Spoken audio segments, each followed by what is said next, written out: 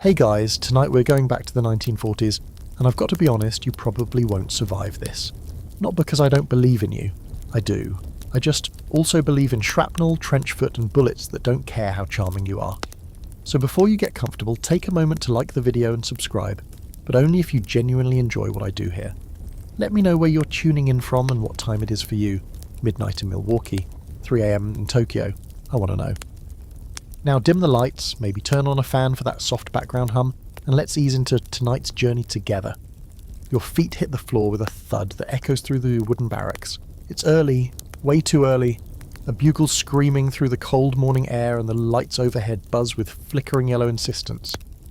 You're groggy, half-dressed, and desperately trying to remember how the hell you got here. Less than a month ago you were slouching in a movie theatre watching a propaganda newsreel, eating popcorn with your buddy Distos. Now, you're Private You, you've been drafted. Welcome to the United States Army 1943 edition. They got you in a hurry, didn't they? One letter in the mailbox and suddenly you're getting poked, prodded, and handed a uniform that doesn't fit quite right. The physical exam was more of a cattle call. Line up, strip down, bend over, next. The guy who checked your teeth also seemed to be checking his watch, and the psychological evaluation, that was just a clipboard with "Do you like to set fires?" written on it, wasn't it? But you passed, or at least they passed you. And now, like thousands of other young men with dreams, fears and bad posture, you're learning how to become a cog in the biggest war machine the world has ever known. Basic training is where they start turning you into a soldier, or at least try to. You're assigned to Fort Benning, Georgia, hot, humid and crawling with bugs the size of salt shakers. From the moment you arrive, it's clear that your drill sergeant hates you. Not you specifically, just the idea of you. The whole you breathe too loud and think too slow kind of hate. He's loud, square-jawed and apparently powered by rage and black coffee. His voice, always yelling, becomes your new internal monologue. You can't tie your boots without hearing him in your head shouting, "Faster, Private, unless you plan to die shoeless." Everything's a blur of sweat, dirt and repetition.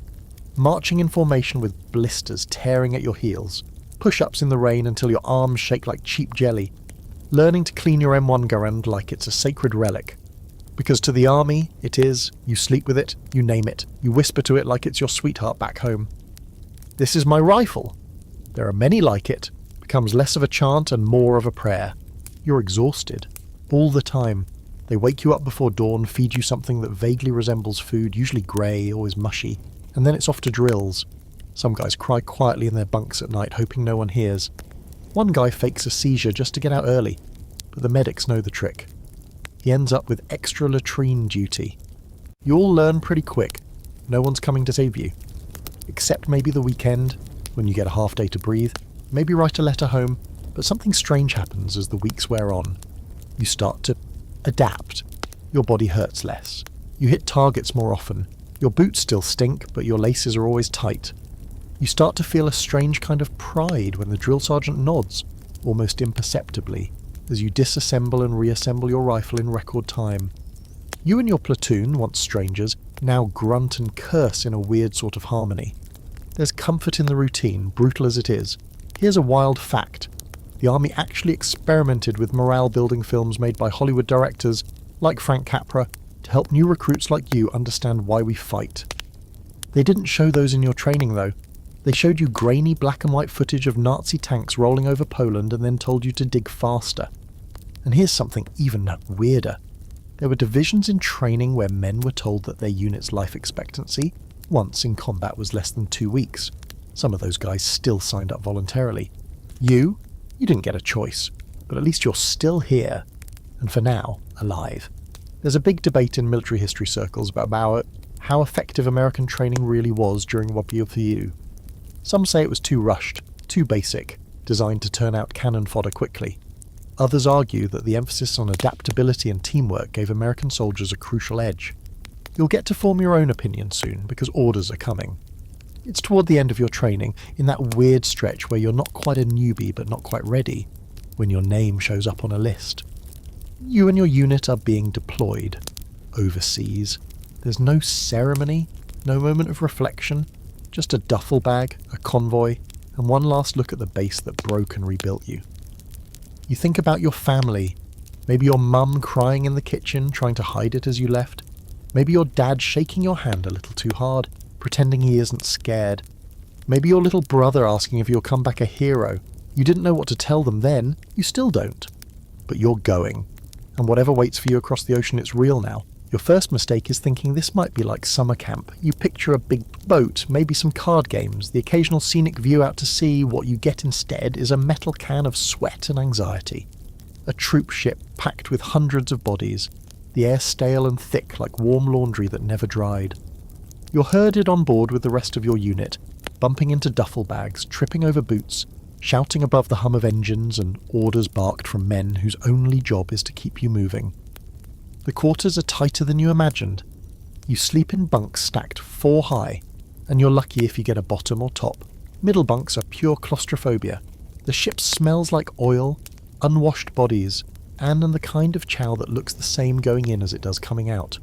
There's a rhythm to it all, the groaning hull, the slosh of sea against metal, and the occasional retching from the guy next to you who's discovering he wasn't made for the open ocean. The days blur together fast. There's not much to do except drill on deck, play cards, or write letters you can't send yet. You try not to think too hard about where you're going. Europe, someplace where the trees are full of snipers and the roads might be mined. The officers don't tell you much. They speak in generalities, drop hints. Could be France, one of them mutters. Could be Italy, could be both. You pass the time watching the horizon. Some guys tell stories about girls they left behind, some real, some clearly imaginary. One guy named Barker claims he's going to open a steakhouse when he gets back, but he says it like he doesn't believe he will. Another guy carves tic-tac-toe boards into the wall near his bunk with a fork. You play one round and beat him. He scratches it out, then starts another. Meals are eaten in shifts. It's always something brown, something beige, something in a can. They call it Navy Gourmet. You call it future stomach trouble. Once in a while, the officers let you up on deck for fresh air, but not for long. You all crowd there like penguins, squinting at the grey ocean and wondering how much longer until land appears. You pretend the wind doesn't carry the smell of nervous sweat and vomit, but it does. It's the smell of men being herded into the unknown. Then comes the drill, lifeboat stations, gas mask checks, how to abandon ship without drowning or getting crushed by your own buddies. You laugh about it later below deck, but the first time they sound the general quarters alarm as a test, your heart just about sprints out of your chest. Turns out being prepared for submarine attack is not a hypothetical, it's protocol. Every now and then the engine's slow and you swear you feel the whole ship tilt like it's holding its breath. It's around this time that you start to get a strange sense of comfort from your uniform. It's itchy, it smells a little like mildew, and your boots have developed their own personality, but it's something solid in the middle of the chaos. You hold on to little routines like gold, folding your gear the same way every morning, polishing your rifle even when it doesn't need it, shaving even when no one's watching. One night you can't sleep and find yourself at the railing on deck. It's quiet, the ocean stretching out black and infinite under a moon that feels too big. You hear someone behind you light a cigarette. It's Corporal Diaz, the one guy in your unit who always seems calm like he's done this before. He doesn't say much, just passes you the cigarette without asking if you smoke. You don't, but tonight you do. The ember glows red, and for a moment you both look like ghosts. You scared? He finally asks.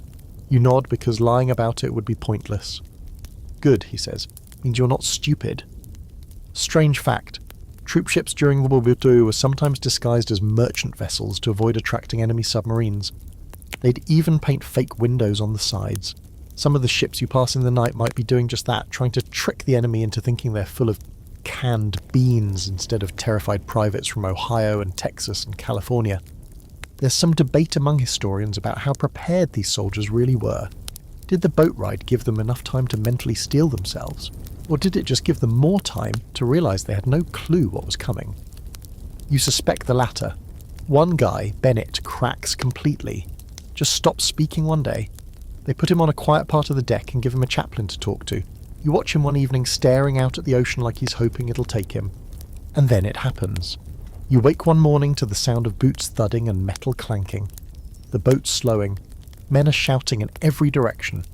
Through the portholes you catch a glimpse of grey skies and land in the distance. England, green, misty and calm. You expected something more dramatic, but you're not in the fight yet, just a staging area. A brief pause before the storm. You step off the boat feeling a mix of relief and dread. The air smells different here. Damp earth, coal smoke, and something that reminds you of home, but not quite. A lorry rumbles by on a cobbled road, and a British soldier waves lazily from the back. You wave back, and suddenly it all feels very, very real. You're not a trainee anymore, you're deployed. You're far from home. And the war is no longer a newspaper headline, it's the road ahead of you. England is weird. Not bad, just different in a way that nags at you, like a song stuck in the back of your mind. The first thing you notice is how quiet everything feels.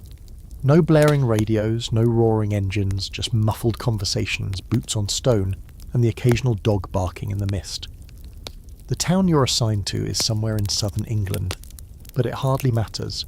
It's all green hedgerows, foggy mornings, and old stone buildings that look like they belong in a fairy tale, one that got interrupted by Nazis. Your unit sets up in a temporary camp just outside the village. Rows of tents sprout like mushrooms overnight. British soldiers pass through occasionally, looking older and more worn than the Americans. Some of them fought in North Africa, and they move with a haunted precision, like men who've seen too much and talk about it too little. They smoke thin cigarettes, call you Yanks, and laugh when you try to understand their slang. You're pretty sure bloke is friendly, and wanker is not. But there's something comforting about being on land again, even if it's damp and smells like wet sheep. The chow's still bad, but at least it's not rocking back and forth. The townspeople are cautious but polite. They've seen hundreds of you come through already, some smiling, some terrified. The children wave at you like you're movie stars, and the older women offer lukewarm tea with some side of judgment. You meet a baker's daughter named Rose who tells you her brother died at Dunkirk.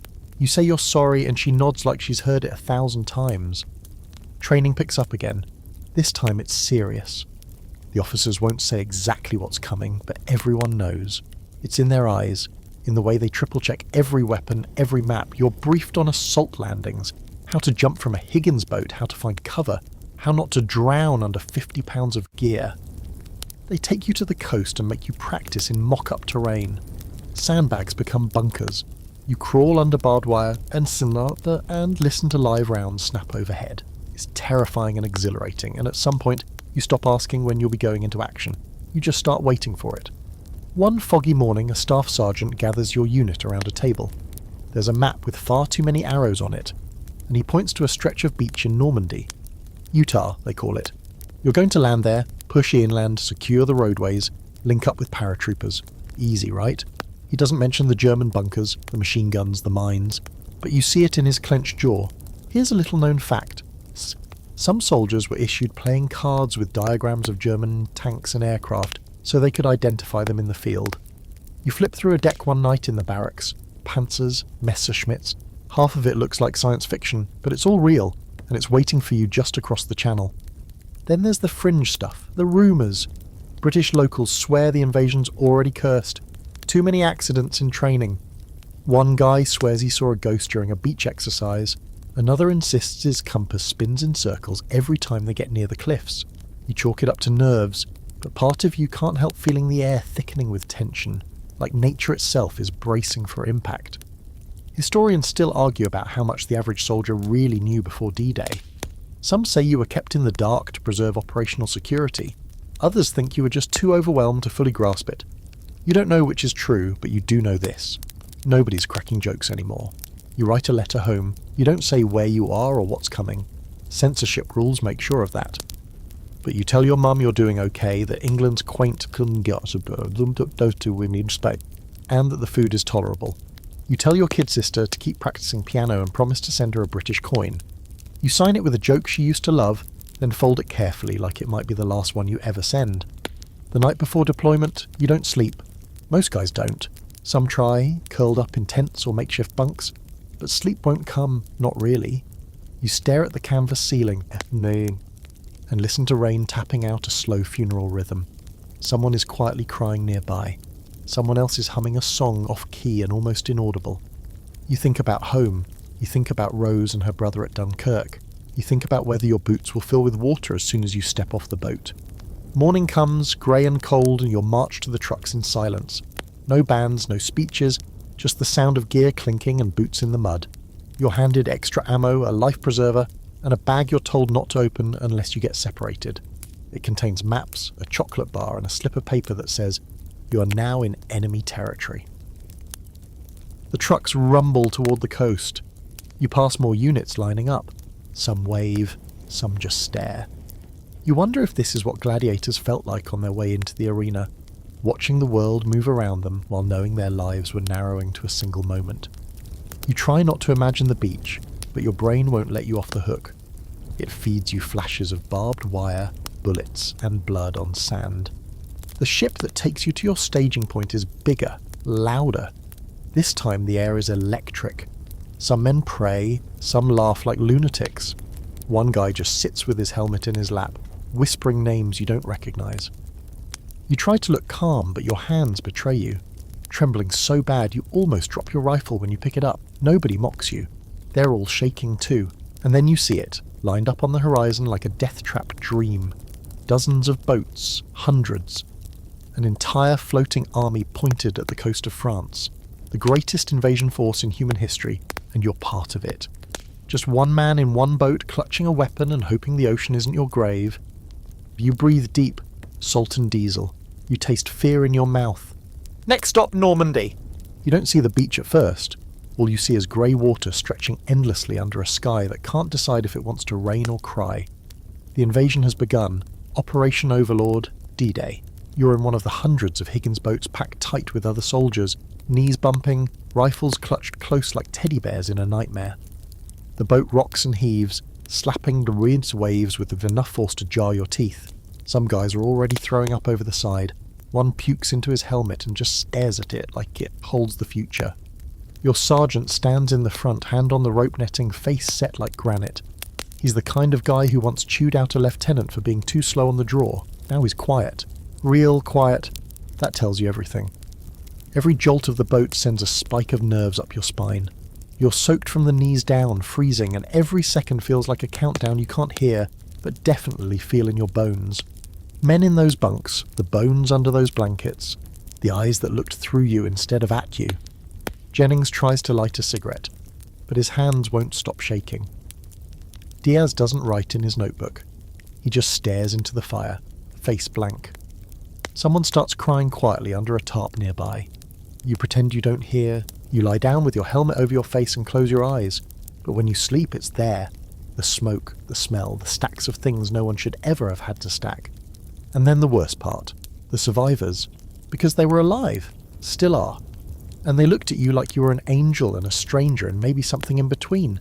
And you didn't feel like any of those things. You felt like a kid. A tired, confused, dirty kid who suddenly knew more about evil than any sermon or schoolbook had ever hinted at. You write a letter to your mother the next morning. You start, "I saw something I can't explain," and then you stop. You ball it up and throw it into the fire. Some things don't belong on paper. Some things don't even belong in your mind, but now they live there, forever. It's strange how quickly the war starts to feel like it's unravelling. Not ending, unravelling. Like someone's yanked a thread and the whole front is slowly coming apart, but nobody knows quite how or when it'll finish.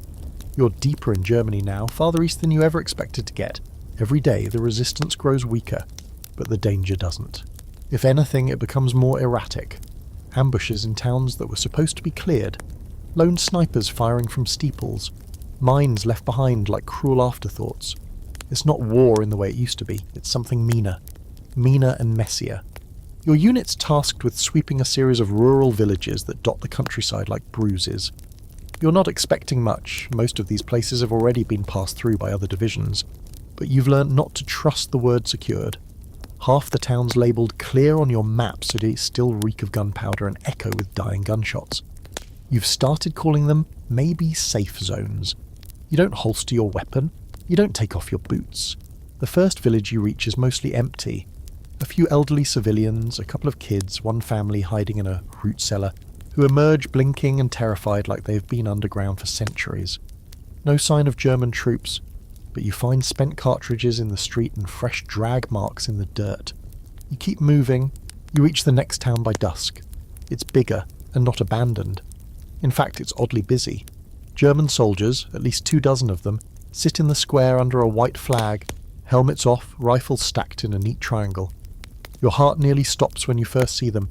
your trigger finger twitching before your brain catches up. Then your sergeant raises a hand. "They're surrendering," he says. And they are.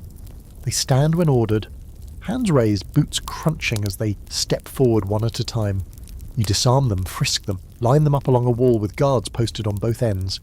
Their faces are blank, some tired, some defiant, a few with eyes that twitch just a little too much for comfort.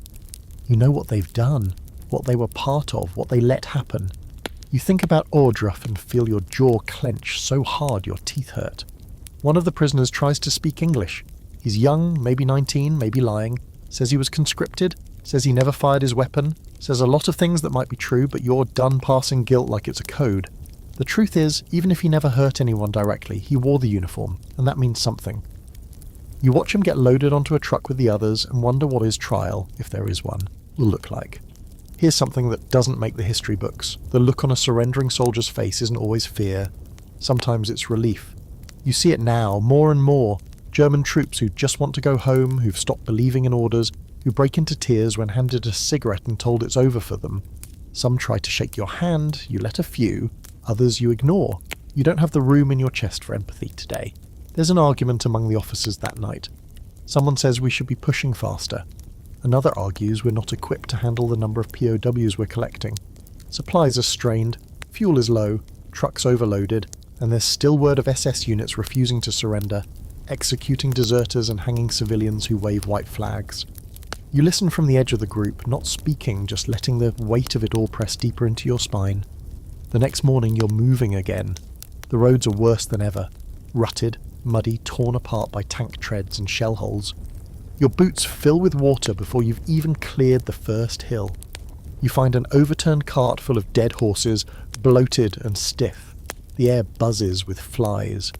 One of the guys in your squad tries to cover his nose with a scarf and mutters, "At least they didn't know who Hitler was." You laugh, but it's the kind that stays in your throat and never makes it to your lungs. Around midday you get ambushed. Not by soldiers, by what they now call Volkssturm, civilian fighters. Old men with bolt-action rifles, boys barely out of school with Hitler Youth armbands and grenades strapped to their belts. You're walking past a barn when it erupts in gunfire. 3 guys go down. One of them is Jennings. You dive into a ditch, mud in your mouth, bullets slicing through the air like sewing needles through fabric. It only lasts 5 minutes. You return fire, toss a grenade. The barn collapses. When the dust settles, you find 5 bodies, 2 of them definitely not older than 15. You stare at their faces for a long time. Then you look at Jennings face down, his helmet missing, his rifle bent beneath him like a broken crutch.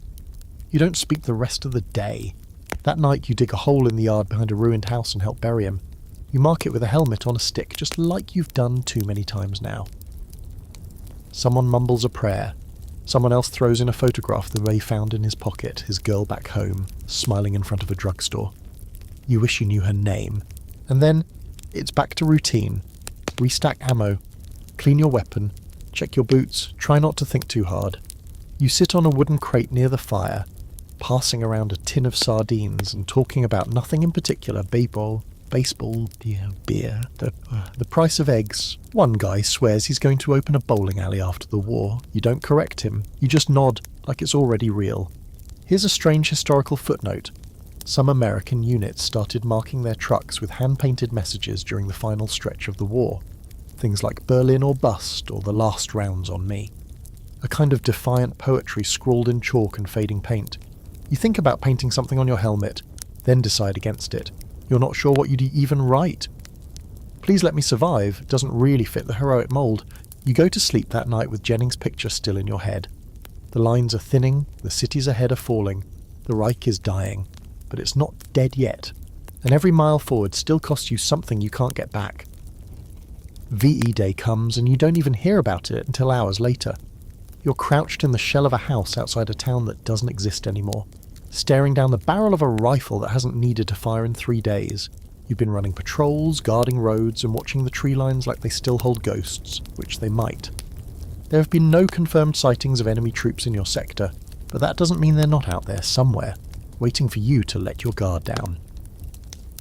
When the news finally reaches you, it's delivered by a breathless private with dirt on his face and a gash on his forehead. He stumbles over the bricks and yells, "It's over! The Germans surrendered. Signed it this morning." You don't cheer. No one does, not right away. You look around at the faces in your squad and see something closer to confusion than joy.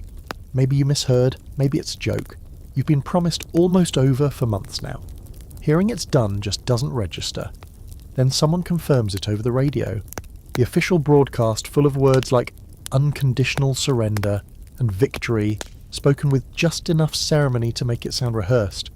You sit back, lean against the cracked wall behind you, and close your eyes. You should feel something. Relief maybe, joy. But instead all you feel is tired. The kind of tired that sinks into your bones and decides it's never leaving. You're still holding your rifle. You don't put it down.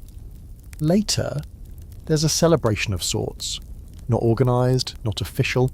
Just men in torn uniforms and crusted boots passing around bottles of whatever they can find and pretending they know what to do with the silence. Someone finds a piano in the corner of a cafe that still has half a roof and plays Boogie Woogie Bugle Boy, badly enough that it's almost charming. You sit outside with your mess tin full of weak coffee and try to remember how to smile like a civilian. Diaz lights a cigarette and offers you one. You take it. He says, "So? We won?" You nod. "Guess so." He exhales smoke and stares off at nothing. It doesn't feel like winning. It feels like the music stopped, and we forgot what dancing was. You hear rumours that some guys are going home soon. Not you, though. Your orders are different. Your unit is being held in place, possibly redirected. The war in Europe might be over, but the war in the Pacific isn't. There's talk of redeployment, jungle warfare, islands you can't pronounce. You imagine trading snow for humidity, ruined cities for swamps, tanks for flamethrowers. You don't know what's worse. And here's the kicker. Some guys who are just about to be sent home are now being reclassified for the Pacific Theatre. They call it Operation Downfall, a full invasion of Japan. Estimated casualties? Hundreds of thousands, maybe more. The brass won't say it out loud, but everyone knows it's going to be a bloodbath. You haven't even dried your boots from the Ardennes, and already they're planning to throw you back into the fire. So you wait. Waiting is something you've gotten good at. You wait for orders, for updates, for confirmation that yes, the war is still over, and no, this isn't some elaborate prank. In the meantime, you help sort equipment, clean weapons, guard roads, run inventory on crates of ammunition no one needs anymore. You inspect your rifle like it's still going to be the difference between life and death. One afternoon, you're told to escort a convoy carrying supplies to a town outside Nuremberg. Just logistics, just boxes. But as the truck rolls through village after village, the scope of what's happened hits you in a new way. There's barely anything left. Buildings are charred husks, churches missing spires, streets cratered and pocked with bullet holes. And the people, they look like shadows of themselves, thin, hollowed out, cautious. You stop for a break in a square where children play with a ball made of rags. One of them offers you a piece of hard bread. You shake your head, but he insists. You take it, break it in half, give him some chocolate from your ration kit. His eyes go wide. You'd think you handed him gold. Maybe you did. And still, the work continues. You're assigned to stand guard at a checkpoint leading into a military tribunal site. Word is they're getting ready for trials. Trials for war crimes. For what was done in the camps. For what wasn't done by those who looked away. You see men in suits and uniforms walk past. Some chained, some not. Some smug, some trembling. All of them human. That's the hardest part. They look like anyone else. There's a long-standing debate among war scholars about whether evil is something exceptional or something ordinary. You're starting to believe it's both. There were monsters behind the wire fences, sure, but there were also clerks, teachers, fathers, people who believed what they were told until it rotted them from the inside out. You don't know what justice will look like or if it's even possible. You just know the world can't go back to pretending it never happened. Back at camp, you get word that Diaz is being shipped home. His sister's sick, something about a family deferment clause. He hugs you before he leaves, really hugs you, and says, "Don't die in a jungle, man. I've seen enough of you for a lifetime." You watch him climb onto the truck, his duffel swinging off one shoulder. He waves once, then he's gone. That night, you finally do it. You take off your boots, peel them off like old skin. Your feet are pale, wrinkled, sore. You stare at them for a long time. They're yours again. They don't belong to the army. Not yet, anyway. You lie on your bunk, boots beside you, and try to picture home. Not the idea of it, the real home, The creak of the porch, the smell of your father's workshop, the way your mother makes tea and forgets where she left it. The quiet. You almost feel it. Almost. But then a corporal comes into the room holding a clipboard and calls your name. Your orders are in. You're going to the Pacific. You don't want to get back on a boat. You really, really don't. But here you are again. Duffel bag slung over your shoulders, a rifle at your side, heart lodged somewhere between your stomach and your throat. It's not the same troopship from before, but it might as well be. Same rust-streaked steel. Same creaking bunks stacked like coffin drawers. Same smell of grease, sea air and desperation. The ocean yawns out ahead of you, impossibly wide, stretching all the way to your next destination, the Pacific. You try not to think about how far from home that really is.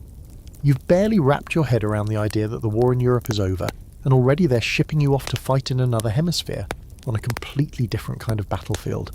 There are whispers about Okinawa, about the losses piling up there, about kamikazes and jungle ambushes, and Marines getting picked off like flies in the heat. You overhear a Navy officer say something about casualties being astronomical. You pretend not to hear. You stop asking questions. The trip is long and boring and sickening. A different kind of hell. Gone is the bitter cold and numb hands of the Ardennes. Now it's just heat and humidity and a constant oily slick of sweat that seeps into your socks and makes your uniform cling like wet paper. The guys who've fought in the Pacific already are easiest to spot. They wear their gear like second skin, eyes narrowed against the sun, faces blank but alert. You try to watch them, study how they move. They look like they've stopped waiting for the war to end. The first island you set foot on isn't a combat zone. It's a staging area. One long airstrip, a series of tents that melt in the sunlight, and endless crates of supplies baking in the heat. It smells like exhaust, seawater, and whatever's rotting in the garbage pile behind the mess tent. You're issued new gear, lighter than the wool and canvas you wore in Europe, but somehow even less comfortable. Your boots chafe your ankles, your helmet heats up like a stovetop. You miss the cold in ways that make you question your sanity. You drill again, like it's the first month of basic, but this time it's beach landings, clearing palm groves, moving silently through bamboo. You run obstacle courses in the sun until your lungs feel like they're lined with sand. You learn how to treat coral cuts and snake bites. You're taught not to touch anything that looks like it was left behind. Could be a trap. Could be someone waiting. You don't sleep well. No one does. At night you can hear the insects outside your tent chirping like they're laughing at you. Then come the rumours. Operation Downfall, the invasion of Japan, is drawing closer. There's already a plan. You'll be part of the mainland assault if it comes to that. The casualty estimates trickle down in the way bad news always does. 200,000, maybe more. Some of guys write new wills. Some start skipping showers like they're already ghosts. You spend an entire afternoon sitting on a crate writing letters you don't know if you'll get to send.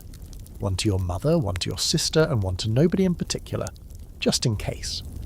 A week later, while you're on supply duty, a jeep skids into the camp, kicking up clouds of dust. The driver's grinning, waving a newspaper. Everyone rushes over, confused, anxious. You catch a headline in bold black letters. You don't understand it at first. One bomb destroyed a city, the paper says. Not a raid, not a firestorm. One bomb, a new kind, nuclear. The word means nothing yet, but the implications claw at your brain. You're not sure if you're supposed to be awed or terrified. You read the article 3 times, a city gone in seconds, then a few days later another one. Nagasaki, same result. And then, silence. The fighting doesn't just stop, it fades. Like a record slowly winding down, no official orders, no fanfare. Just one day you wake up and no one's yelling, no one's moving. There are no new deployments, no new drills, just waiting again. Then the announcement over the loudspeaker. Japan has surrendered. You sit on the ground, back against a tent pole, and stare into the dust. Night comes fast. No stars tonight, just thick clouds and the faint sound of artillery far off, like thunder that forgot how to rest. You're posted on watch again, squatting behind a sandbag mound, with your rifle across your knees. Every gust of wind makes you flinch. Every branch that shifts makes you grip your trigger just a little tighter. You think about the letter in your pocket, about the girl in the shell factory and her warm, open smile. You wonder if she's still smiling now. You wonder if you'll ever see her again. You shift your weight, blink into the darkness. Still here, still waiting, still surviving. You hear about Paris before you see it. whispers among the officers, excited murmurs from guys in the Keul. Next platoon over. The city's close now, close enough to taste in the air, or maybe that's just the faint scent of diesel, cigarette smoke. And the kind of anticipation that sticks to your skin like sweat. After weeks of slogging through hedgerows and villages that barely had names, the idea of a city, a real city, feels almost mythical. Paris, the city of light, culture, music, wine. At least that's what the travel brochures used to say. Right now, all you can think is, does it have hot food and roofs that don't leak? But of course, nothing's ever simple. The word comes down. Paris isn't just some tourist spot to march into with a grin and a camera. It's a strategic point, a symbol, and also a potential death trap. The Germans may be retreating, but they've left surprises. Booby traps, snipers, even rigged bridges and tunnels. Some units are already inside the city limits, reporting skirmishes and chaotic pockets of resistance. Others are still fighting in the suburbs, inching their way in like the city might suddenly vanish if they don't keep eyes on it. Your squad gets assigned to the western approach. You're moving through a district with grand old buildings and narrow streets, the kind that echo with every step. Balconies sag with flower boxes that haven't been watered in weeks. Doors hang open. A radio crackles from somewhere inside a second-floor apartment, playing a scratchy recording of an old chanson. You half expect a woman in a red dress to lean out a window and blow a kiss. Instead, you see sandbags and the cold glint of a rifle barrel poking out from behind curtains. This is your introduction to urban combat, and it's every bit as awful as you feared. The enemy is everywhere and nowhere, firing from rooftops, ducking down alleys, vanishing into sewers. You move in tight formation, clearing buildings one by one, always waiting for the shot that might end you. Sometimes you fire back, sometimes you don't get the chance. At one point you pass a cafe where tables are still set, white cloth stained with dust and ash. A bottle of wine sits uncorked. You want to sit down, you don't. Snipers are the real nightmare. They don't announce themselves with shouts or thunderous gunfire. They just appear, firing a single round that cuts through the air like a scalpel.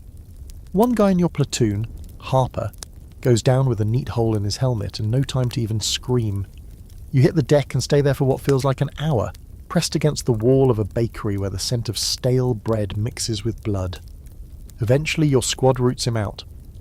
A lone German sharpshooter holed up in an attic, lying among dusty mannequins and broken furniture. He's barely older than you. You don't know who fired the shot that dropped him. Doesn't matter. He's gone now, one more name nobody will ever know. V.S. While sweeping a residential building, you find a room filled with mirrors, a dance studio maybe. The floor is scuffed, the walls lined with long glass panels, cracked and dusty. You stare at yourself, mud-caked, hollow-eyed, helmet tilted slightly askew, and you don't quite recognise the man looking back.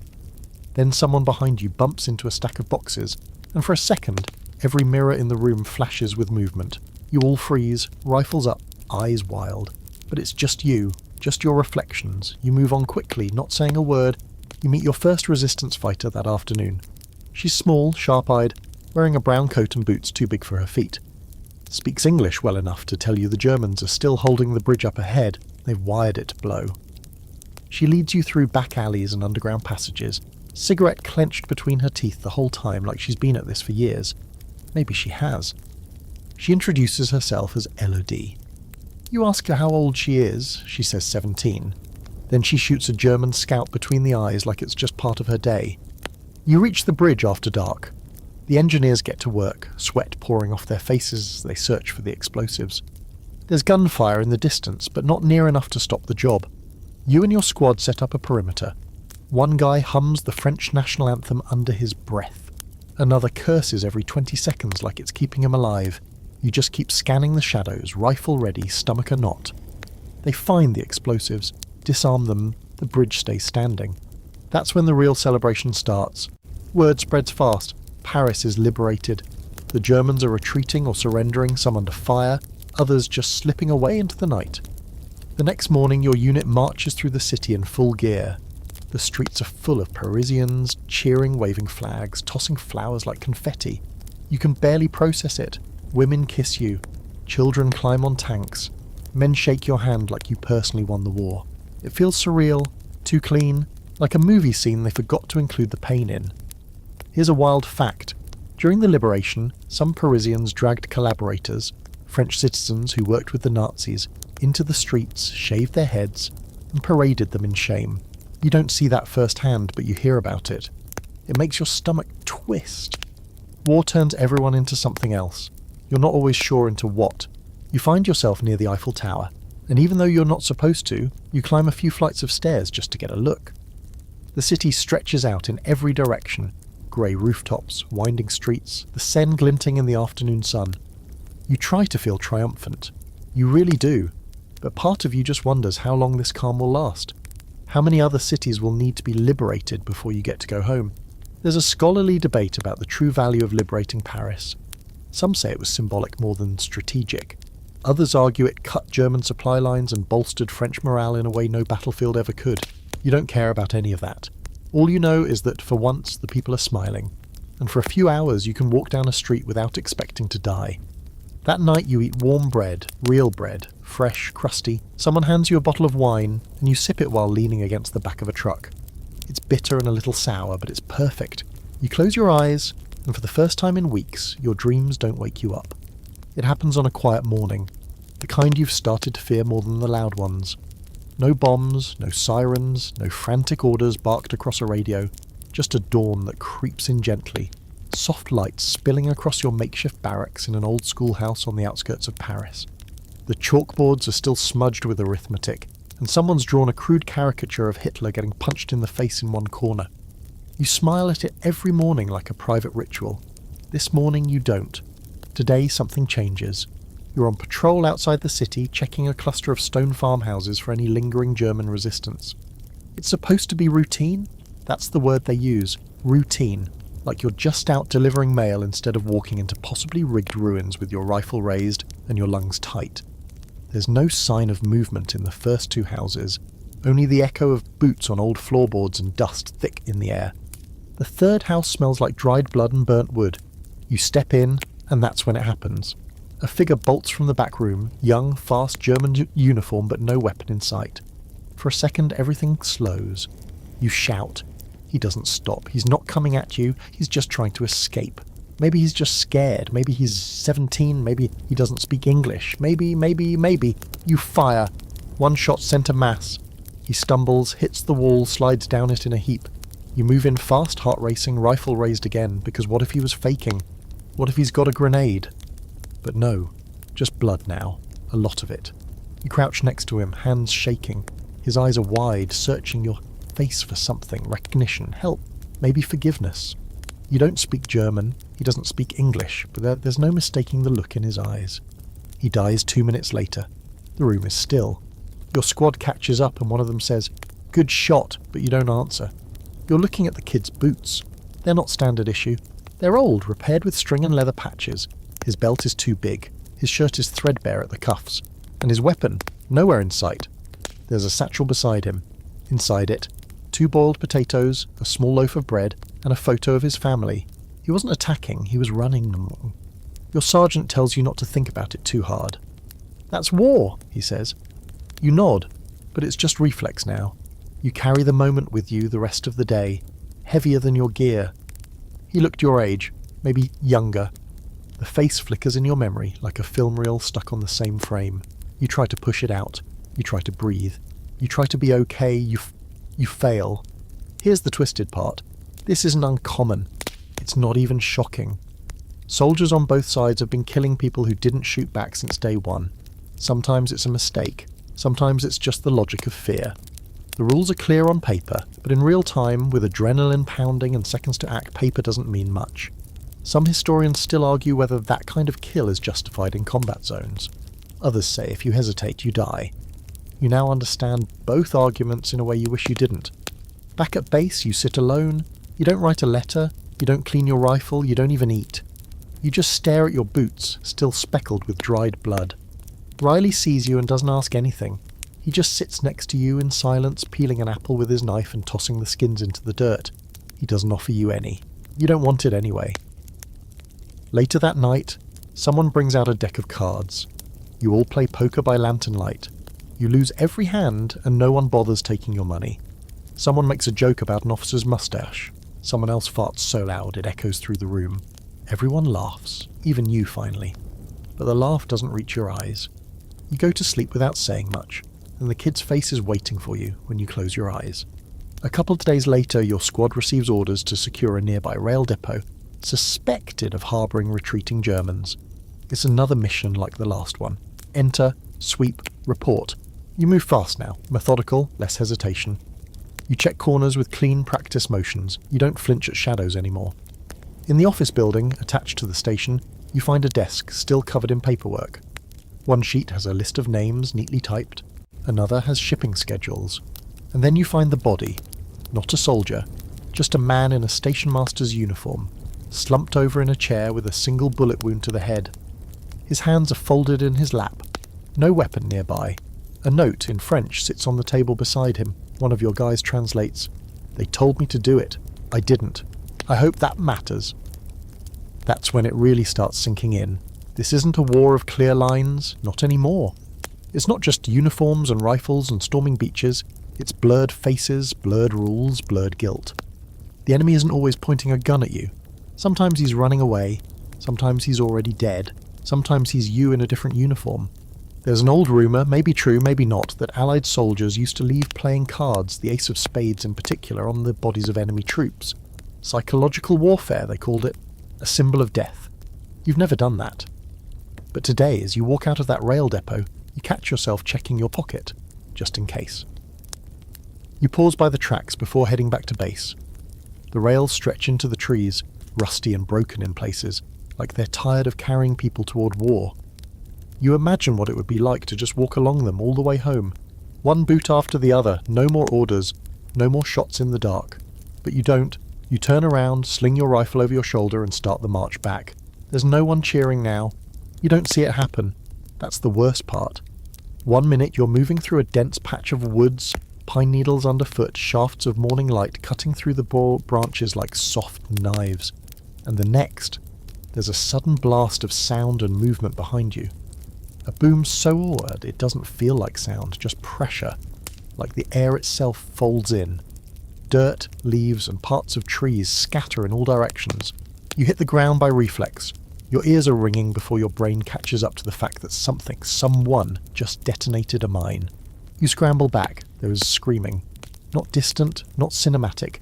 Immediate and human and sharp enough to cut through the ringing in your skull. You reach the source in seconds, heart pounding like a war drum. It's Sims. He was maybe 10 feet behind you, walking over the same ground you just crossed. Now he's on the forest floor, clutching at what used to be his right foot and is now a mangled, bloody wreck of bone and flesh. Medics are already on him. One shoves morphine into his arm, another wraps a tourniquet around the stump. You kneel nearby, helpless, trying to do something useful. Hold his hand, maybe, or keep him conscious. He's trying to talk. You can't make out the words over your own breath. Then his eyes roll back and he goes quiet. They get him on a stretcher fast. The medic says he'll live, maybe. Depends on the blood loss, the shock, the trip back to the aid station. You nod like you understand, but your brain's already far away, looping the moment in slow motion. He was right behind you. One step off and it could have been your legs strewn across the underbrush. Your blood soaking into the moss. You stay in place after the stretcher disappears into the trees, rifle across your knees, staring at the crater. Not big, not dramatic, just enough to ruin a man. The mine was old, probably rusted into the soil. German design, pressure triggered. Left there weeks ago, maybe longer, just waiting. Here's a strange little footnote about the war. Not all mines exploded when stepped on. Some were designed to detonate when the pressure was released. So you could step, feel the click, and have only a few seconds to say goodbye before your next move ended everything. A few soldiers figured out how to jam bayonets into the ground to try and disarm them. Others just stood there, praying for a miracle. Sims didn't get that kind of warning. The rest of your squad moves more slowly now, feet placed deliberately, eyes scanning the ground like it's made of glass. Every stick might be a wire, every mound of dirt might be your last. Someone jokes that you should get paid extra for walking. No one laughs. You reach the village by late afternoon. Another cluster of stone buildings, another blown-out chapel, another courtyard turned into a graveyard for burnt-out tanks. The enemy left in a hurry this time. You can tell by the scattered gear, the open ration tins, the papers still flapping in the breeze on a desk in what used to be a school. You clear the area anyway, standard procedure, and set up camp near a well that might actually be drinkable. That night you sit by a small campfire with Riley and Diaz. Someone scavenged a can of peaches from a crate labelled in French, and you pass it around like communion. The syrup is thick and sweet and tastes like something from a better world. You close your eyes while you eat, trying to remember your mother's voice, the creak of your porch swing, the smell of laundry hung out in summer sun. "I saw it happen once," Riley says, staring into the fire. "A guy steps on a mine and knows it. Just knows. Stays standing. Whole squad tries to help. Couldn't do anything. He asked someone to shoot him instead of waiting." No one says anything for a long time after that. There's a debate in the ranks now. Whispers about morale, about fatigue, about the officers losing their grip. Everyone's tired. Bone tired. You're not sleeping well. The shelling dreams are worse. Sometimes you wake up in the middle of the night and have to physically check your body, counting fingers, tapping toes. Riley's been twitching in his sleep lately. Diaz mutters in Spanish when he thinks no one can hear. The war is changing again. The Germans are retreating deeper into their own territory, and every mile gained feels like a trap. Their lines tighten. Their tactics get desperate. Mines, tripwires, snipers, and the occasional booby-trapped corpse. You learn not to touch anything. Don't pick up souvenirs. Don't kick helmets out of boredom. Don't open drawers. Don't trust an abandoned bottle of wine.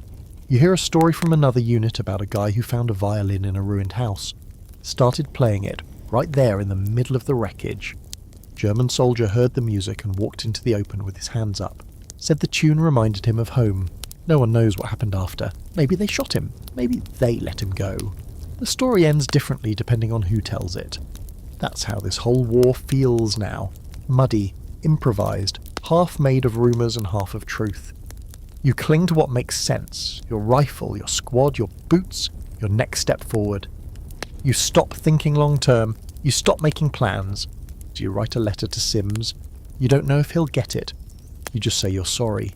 That you hope he made it. That you think about that morning every time you lift your foot. You don't say what you really mean, which is, it should have been me, but maybe he already knows that. People stare.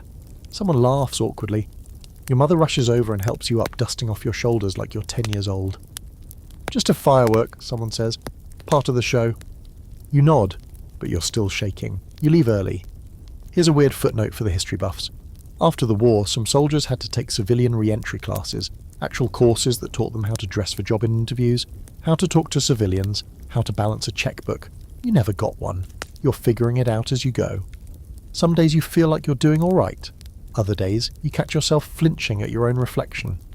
You visit the cemetery once, not a war memorial, just the local one.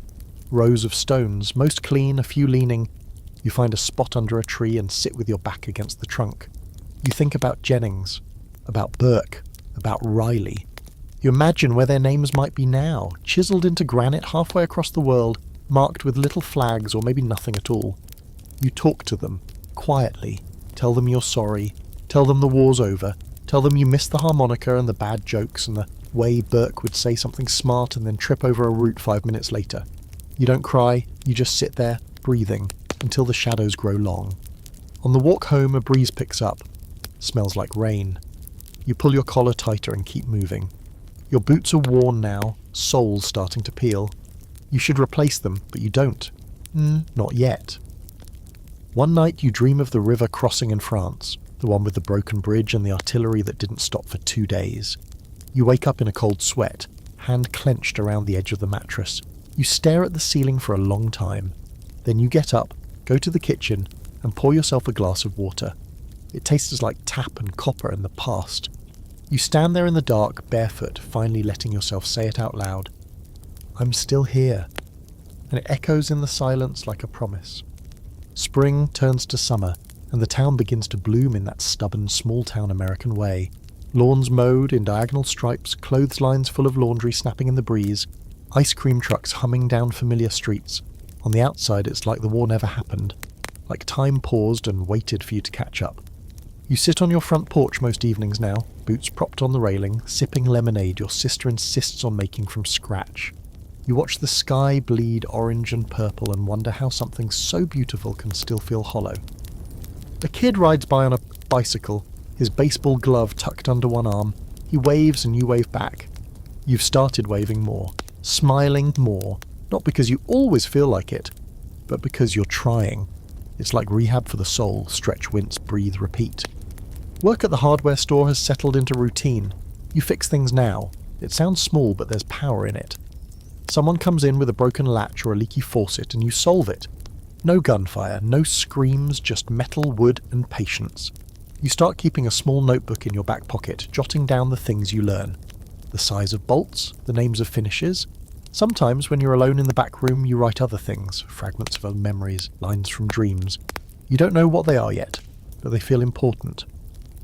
One Saturday your father brings out the old radio and sets it up on the porch. You sit together, listening to the ball game, not talking much. You chews on a toothpick. You nurse a cold root beer. The announcer's voice is scratchy but steady. When the home team hits a double, your dad grunts, "That's what I'm talking about." And for a moment it's like you never left. Later he turns the dial and lands on a big band station. Glenn Miller, Benny Goodman. The music floats into the dusk like perfume. You remember a dance you went to before the war, where the air smelled like floor polish and someone's cheap cologne.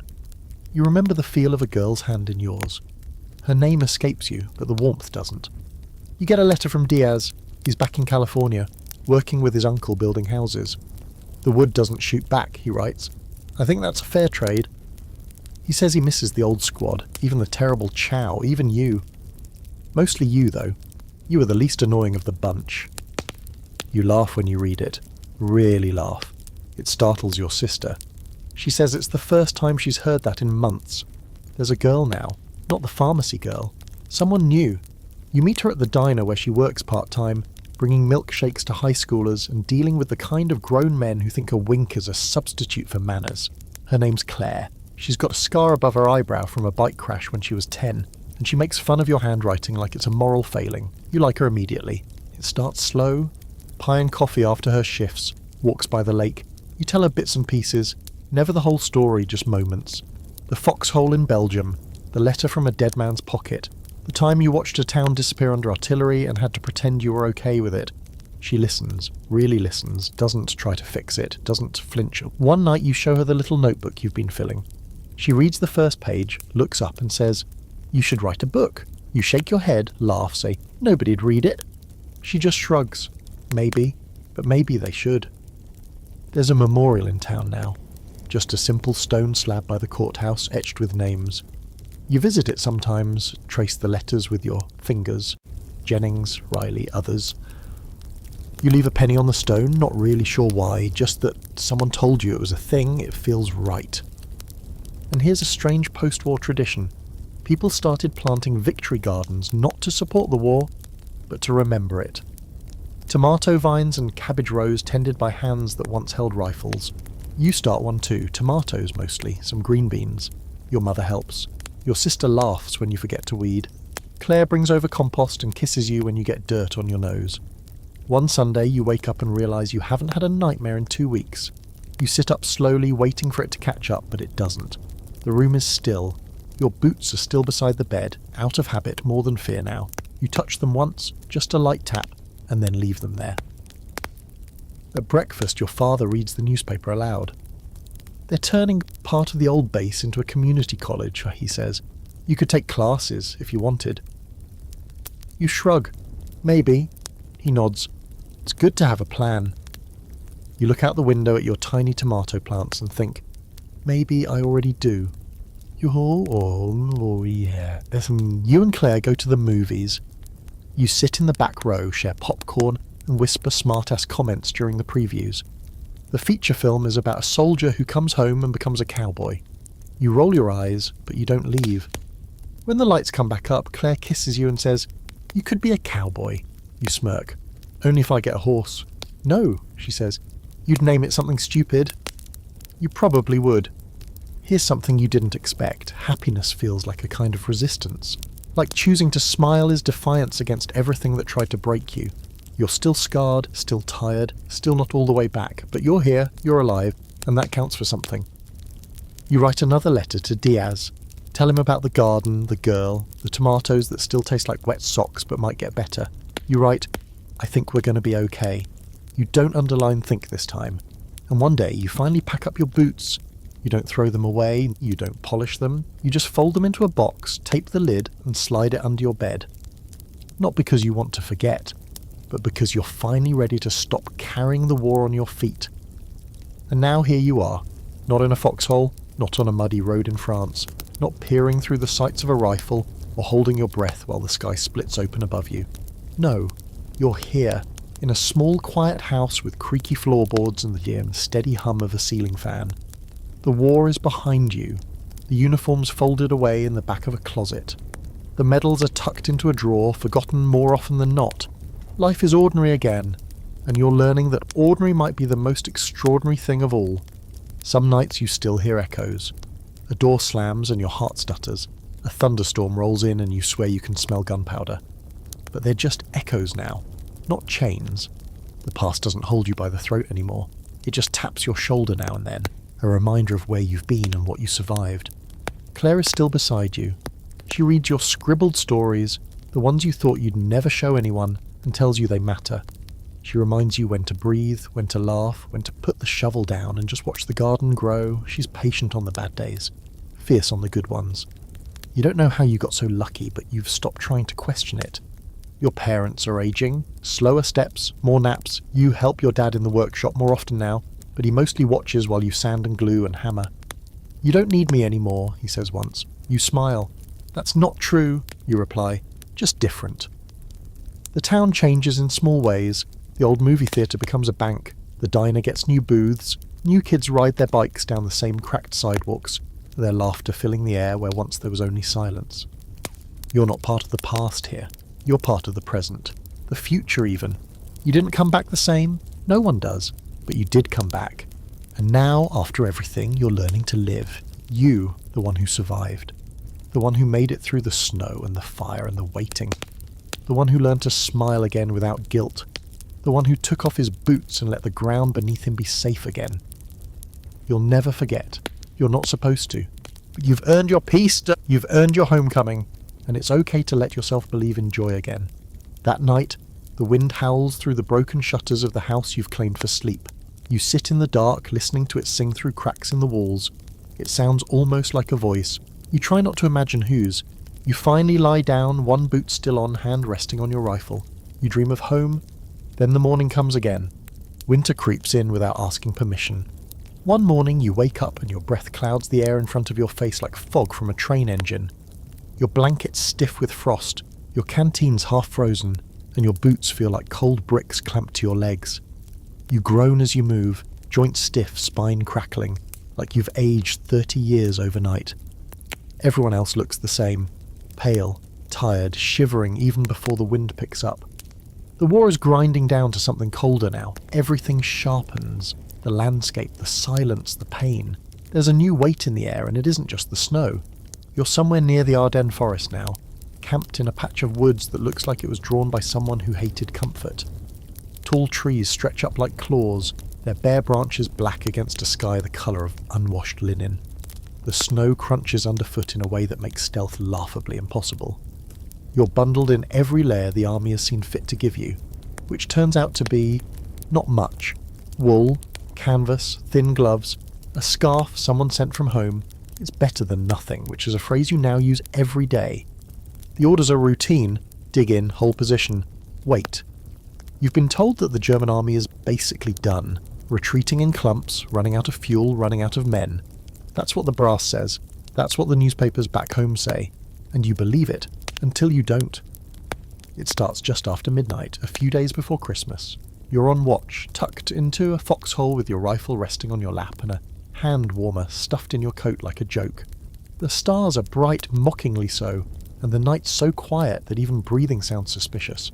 Then the forest shifts, not with gunfire, not with the shouting, just movement, a wrongness, a hum in your gut that says, get ready.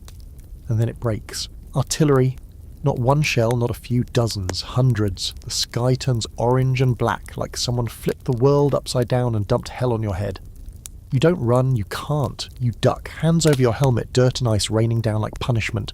Your ears ring, your vision pulses, you taste blood, yours or someone else's, doesn't matter. Then come the tanks. The German counter-offensive, later known as the Battle of the Bulge, wasn't supposed to happen. Not this late, not this deep into winter, and certainly not this strong. But here they are. Panzer divisions rolling through the forest like steel ghosts. Machine gun fire sprays the trees. Screams pierce the cold air. You grab your weapon and return fire, but it feels pointless. Your bullets tick against armour like stones against a freight train. You fall back. Everyone does.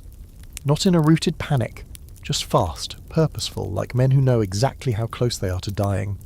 The lines blur, position crumble, snow turns red. You stumble over a fallen tree, catch yourself just before eating a face full of slush. Riley's not behind you, neither is Diaz. You duck behind a rock formation, gasping, heart jackhammering. You can't hear much, your ears are still ringing. You scan for movement, friend or enemy doesn't matter. You spot a shape crawling toward you. It's Diaz. Blood streaked down the side of his face, one hand gripping his stomach like it's the only thing keeping it from spilling open. You crawl to him, drag him behind the rocks. He's talking, but you can't hear the words. You press your scarf to the wound, whisper something, maybe a prayer, maybe nonsense. The rest of the squad finds you minutes later, or maybe an hour. You've lost time. They take Diaz. You don't see him again that night. The forest becomes a hellscape of fire and ice. Trees snap like bones. Shells crater the ground so deep they make the air bend when they hit. You dig deeper. You curse the cold. You shoot anything that moves. And then there's the fog. Thick, heavy, suffocating. It rolls in like an afterthought and turns everything into silhouettes. The Germans use it. They slip through it like ghosts. You see one soldier, rifle raised, and by the time you fire, he's already gone. You don't know if you hit him. You don't know if he was even real. Here's a bizarre historical tidbit. During the Battle of the Bulge, some German soldiers infiltrated American lines dressed in US uniforms, using captured gear, even mimicking accents. They gave false orders, changed the road signs, created chaos. The army started testing its own troops with trivia questions. Who won the World Series in '41? What's the capital of Illinois? You failed that last one once and nearly got shot. It's Springfield, by the way, not Chicago. You sleep in shifts, one eye open, one hand always on your rifle. Your foxhole fills with snow every night, and you spend half your energy just bailing it out with your helmet. The cold numbs your fingers so badly you stop trusting them. One morning you wake up and can't feel your toes. You rub them for an hour before the pain returns. It's worse than the numbness. You eat whatever they give you, mostly frozen rations which you suck on like grim popsicles. Once you get a real meal, lukewarm stew delivered in a dented tin, and it tastes like heaven. Someone shares a piece of chocolate from a care package. You swear you almost cry. You find Riley 2 days later slumped in a foxhole, legs stiff, rifle clutched to his chest. Frostbitten, barely responsive. You call for medics and they take him away. You never learn if he comes back. The battle drags on, days bleed into nights. The Germans push, you push back. It's not clean, it's not cinematic. It's slog, grit, screaming silence. You fight for feet of ground, sometimes inches. You hold a farmhouse for a full day, only to lose it that night and take it again in the morning. The cold is constant. The fear, too. One night, during a lull, you sit in your hole and think about Christmas. It's Christmas Eve, you realise. Someone nearby starts humming a carol, Silent Night. A few voices join in, broken, hoarse. The sound is eerie, surreal, almost holy in this godless place term. You think about home, your sister hanging ornaments, your father shoveling the driveway, the way your mum used to burn the ham and pretend it was intentional. You close your eyes, you try to smile, then the singing fades. The guns return, and so does the fight. You don't remember the exact moment the cold stopped bothering you. It's not that you got used to it, you didn't. You just passed some invisible threshold where misery became the background hum of your existence. The snow under your boots crunches the same as always. The wind still bites your face like 1,000 tiny razors, and your fingers are so stiff you can barely reload. But it doesn't surprise you anymore. It's just the world now. A frozen battlefield, a colourless mess. A theatre of pain held together by whatever threads haven't snapped yet. The Battle of the Bulge drags on into January. What started as a surprise offensive is now a contest of attrition. The Germans are fighting like cornered animals, desperate and vicious. You're still holding a line near the edge of the forest, what's left of it anyway. Trees blackened by shellfire, craters filled with icy slush and bodies frozen in unnatural positions that look more like sculptures than casualties. You've started calling this place the Deep Freeze, which would be funny if it weren't horrifyingly accurate. You've been here for over 2 weeks now and you haven't taken off your boots once. You don't dare. Frostbite's got 2 of your squad already. One of them, the new kid, Vickers, lost 3 toes before he even knew anything was wrong. You watched them carry him off on a stretcher, his face pale, eyes wide, asking if he'd still get to go home. No one answered. You huddle in foxholes, in ruins, anywhere that blocks the wind. Fires are rare, smoke gives away your position, and fuel is scarce, so you curl into yourself at night, helmet pulled low, blanket wrapped tight, rifle clutched to your chest like a teddy bear in a nightmare. Sleep comes in snatches, dreams in fragments. Sometimes you wake up because of a noise, sometimes just because your body refuses to let you rest anymore. One morning, your squad gets the order to push forward and retake a hill that was lost during the initial attack. It's not strategic, not really. Just another nameless high point on a nameless ridge in the middle of nowhere. But it's on the map, and someone behind a desk decided it needs to be green instead of red. So you go. The approach is a mess. Ice-slicked rocks, broken trees, snow up to your knees. You move in a loose formation, spread wide, rifles up. Every few steps you pause, scan the tree line, listen. The wind howls through the forest, carrying with it the strange distant echoes of artillery, like thunder from a storm that refuses to roll in. You reach the base of the hill and start climbing. That's when the Germans open up. They're dug into the ridgeline with machine guns and mortars, using the high ground like it's a throne. Your squad dives for cover, ducking behind boulders and snowdrifts. You return fire, blindly at first, then with more purpose. You spot muzzle flashes and fire at them. You hear someone yell down, and a mortar hits 5 feet away, sending snow and chunks of frozen earth into the air. You inch forward, 1 foot at a time. Your gloves are soaked, your knees ache, your lungs burn with the cold air and smoke. You pass a body. American, face down in the snow, rifle still in hand, helmet cracked. You don't stop, you can't. The hill is steep, the climb relentless. You throw a grenade, it lands short, and you curse out loud. The guy next to you is laughing. You're not sure why. Maybe he's cracked, maybe you are. Eventually your squad flanks the German position. You come up behind their machine gun nest and take it out with a well-placed burst of fire. It's close, brutal, over in seconds. The Germans don't fight long. Some throw down their weapons, hands up, faces pale as the snow around them. One is wounded, badly, blood steaming in the cold. He whispers something in German. You don't understand, but you know it's a plea. The medic doesn't arrive in time. When the shooting stops, you're shaking. Not from the cold, from adrenaline maybe. Or just from being alive again somehow. You sit on a rock near the top of the hill and look out over the white wasteland below. Smoke rises from distant trees. The sky is the same indifferent grey it's been for weeks. You think about what you just did, and then you try not to. You hear later that this counter-attack, this whole offensive, was Hitler's last real shot at turning the tide. A desperate gamble. He thought the weather would help him, that the Allies wouldn't be able to mount an effective defence in the snow. Maybe he was right, for a while. But the weather changed, the skies cleared, and the American Air Force came back like a vengeance. There's a debate among military historians about whether this was the turning point of the war in Europe. Some argue it prolonged things, cost lives that could have been spared. Others say it shattered the last illusion of German strength. You've stopped caring about debates. All you know is that you survived it. Barely. You move back to your unit's makeshift camp that night. You're cold, bruised, and too tired to take off your gear. You sit on a box of ammo, open a ration tin, and try to eat something that claims to be meatloaf but looks more like regret. You eat it anyway. Someone passes around a bottle of something, probably not army issued.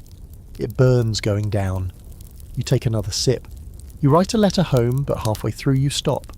You're trying to describe the snow, the hill, the noise, but the words come out wrong, so you scratch them out and write instead, "I'm okay. I'm still here. I miss you." You tuck it into your pack and hope you get the chance to send it. That night, you sleep in a bombed-out farmhouse with half a roof. The stars are visible through the cracks. You pull your blanket tighter, curl your hands into fists, and dream of fireless winters back home. Warm socks, wood smoke, hot cocoa. You never thought you'd miss your father's terrible singing during Christmas. Now you'd trade your rifle for it. You drift off eventually, the wind howling through the beams above, a lullaby made of ice and silence. Tomorrow there'll be more marching. There's something they never tell you about war. Sometimes it's boring, not peaceful, not relaxing, just long stretches of nothing stitched between chaos, like poorly sewn seams. You expect every day to be a firefight, every hour to demand heroism. But more often than not, you just wait. Wait for new orders, wait for chow, wait for the next move, the next bullet, the next explosion. You sit in mud, in trenches, in burned-out houses that smell like mildew and ash. Sometimes you nap in shifts. Sometimes you play cards with missing jacks and bent queens. Mostly you stare at the horizon and wonder what's coming next, and whether you'll live to see it. You're somewhere in central Belgium now. The worst of the Battle of the Bulge has passed, though no one really says it out loud. It's like jinxing the whole thing. The Germans are pulling back, but they've still got teeth. The last skirmishes you've been in feel less like grand battles and more like sudden jolts. Snipers here, a machine gun nest there, a burst of panic, and then more silence. It's exhausting in a different way. The constant tension wears you down like sandpaper across the soul. You've been assigned to hold a sector along a country road that cuts between two villages, both shelled to oblivion.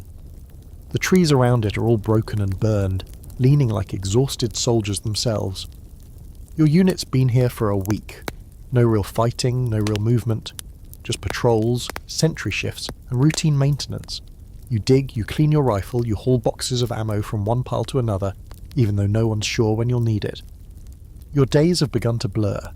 You can't remember what day it is. You stopped caring 3 foxholes ago. The only reliable marker of time is your body. You know it's morning when your fingers are too stiff to make a proper fist. You know it's midday when the hunger kicks in. You know it's night when the fog starts to creep in and the forest sounds change from wind to whispers. You clean your boots again. For the 4th time that day. There's nothing else to do. You use a rag that used to be part of your undershirt and rub until the leather creaks, even though it'll be caked in mud again tomorrow. Riley used to do this, back when he still had feeling in both feet. You haven't seen him since he was evacuated. You don't know if he lost them. You don't know if he made it home. Across the camp, someone plays a harmonica. Badly. But no one tells him to stop. It's the first music you've heard in weeks. It carries strangely in the cold air. You lie back against a half-buried log, helmet pushed forward over your eyes, and let the off-key notes wash over you. You start thinking about your last day at home, the goodbye hug, the packed bag by the door, your mum's smile trying so hard not to crack. You shake the image away before it takes root. Too much danger in a memory. The boredom brings other things, weird habits. One guy, Jennings, has taken up whittling. He carves little wooden animals out of broken furniture and gives them names. Yesterday he made a rabbit and called it Roosevelt. Another guy started keeping a diary, but only writes in it backwards. You asked why once. He said, "Makes me feel like time's going the wrong way, like I'm sneaking back home." Here's a quirky piece of trivia. Some GIs actually brought ukuleles to the front lines. Light enough to carry, easy to play, and a bit of levity in the muck. You saw one once slung over a soldier's back like a second canteen. He strummed it in the mess tent, singing a sweet, sad song about California. No one knew the lyrics, but everyone hummed along.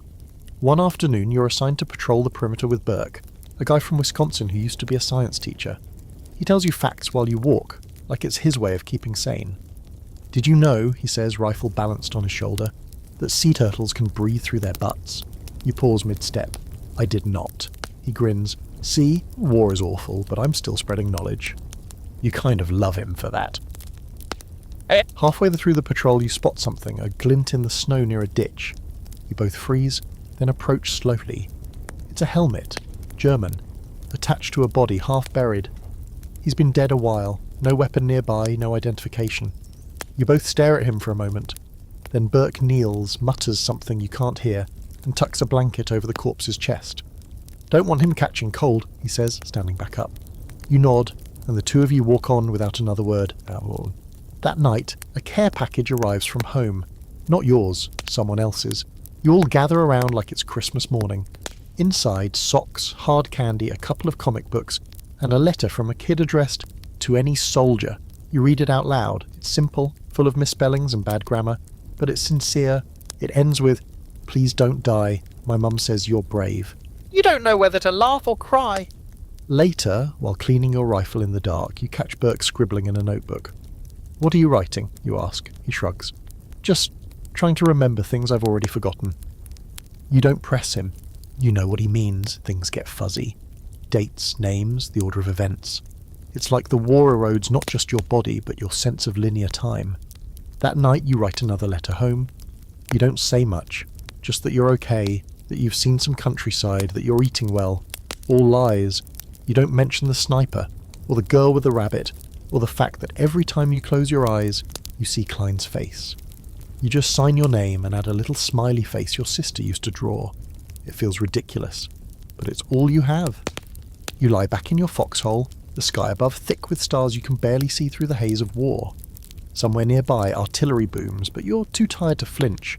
Your fingers rest on your rifle, but your brain's already starting to shut down. You tell yourself tomorrow will be quieter. You know it won't be. You wake up wet. Not damp, wet. Rain came down hard during the night, turning your foxhole into a personal swimming pool. Your boots squelch as you move. Your socks cling to your feet like living things. Everything smells like wet wool, rust and mould. You wring out your jacket, slap on your helmet, and force down a cold lump of ration bar while your breath fogs in the early morning chill. This is your life now, soggy, gritty, and perpetually exhausted. Today's mission is simple, which means it's probably going to be horrible. Push another mile inland, secure a crossroads, and set up a temporary command post.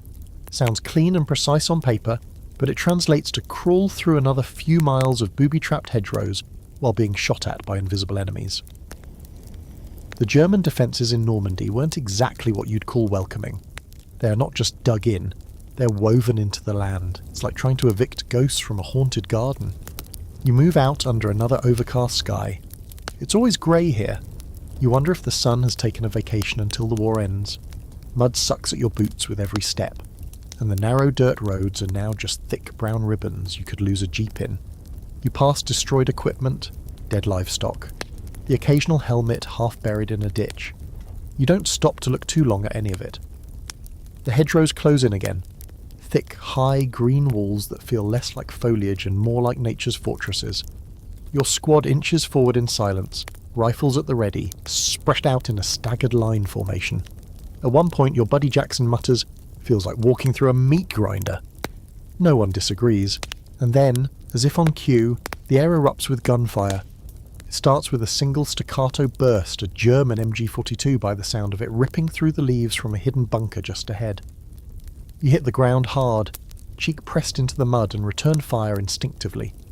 The ambush is fast and brutal. Bullets scream overhead like angry bees, and someone yells out, "Man down!" You don't have time to check who.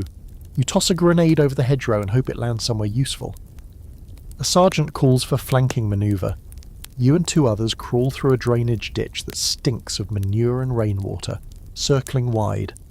You come up behind the bunker, spot the muzzle flash through a slit in the foliage and fire 3 rounds. Then you wait. No more firing. When you finally approach, the bunker's quiet. Inside, 2 German soldiers lie dead, one slumped over the machine gun, the other halfway through reloading.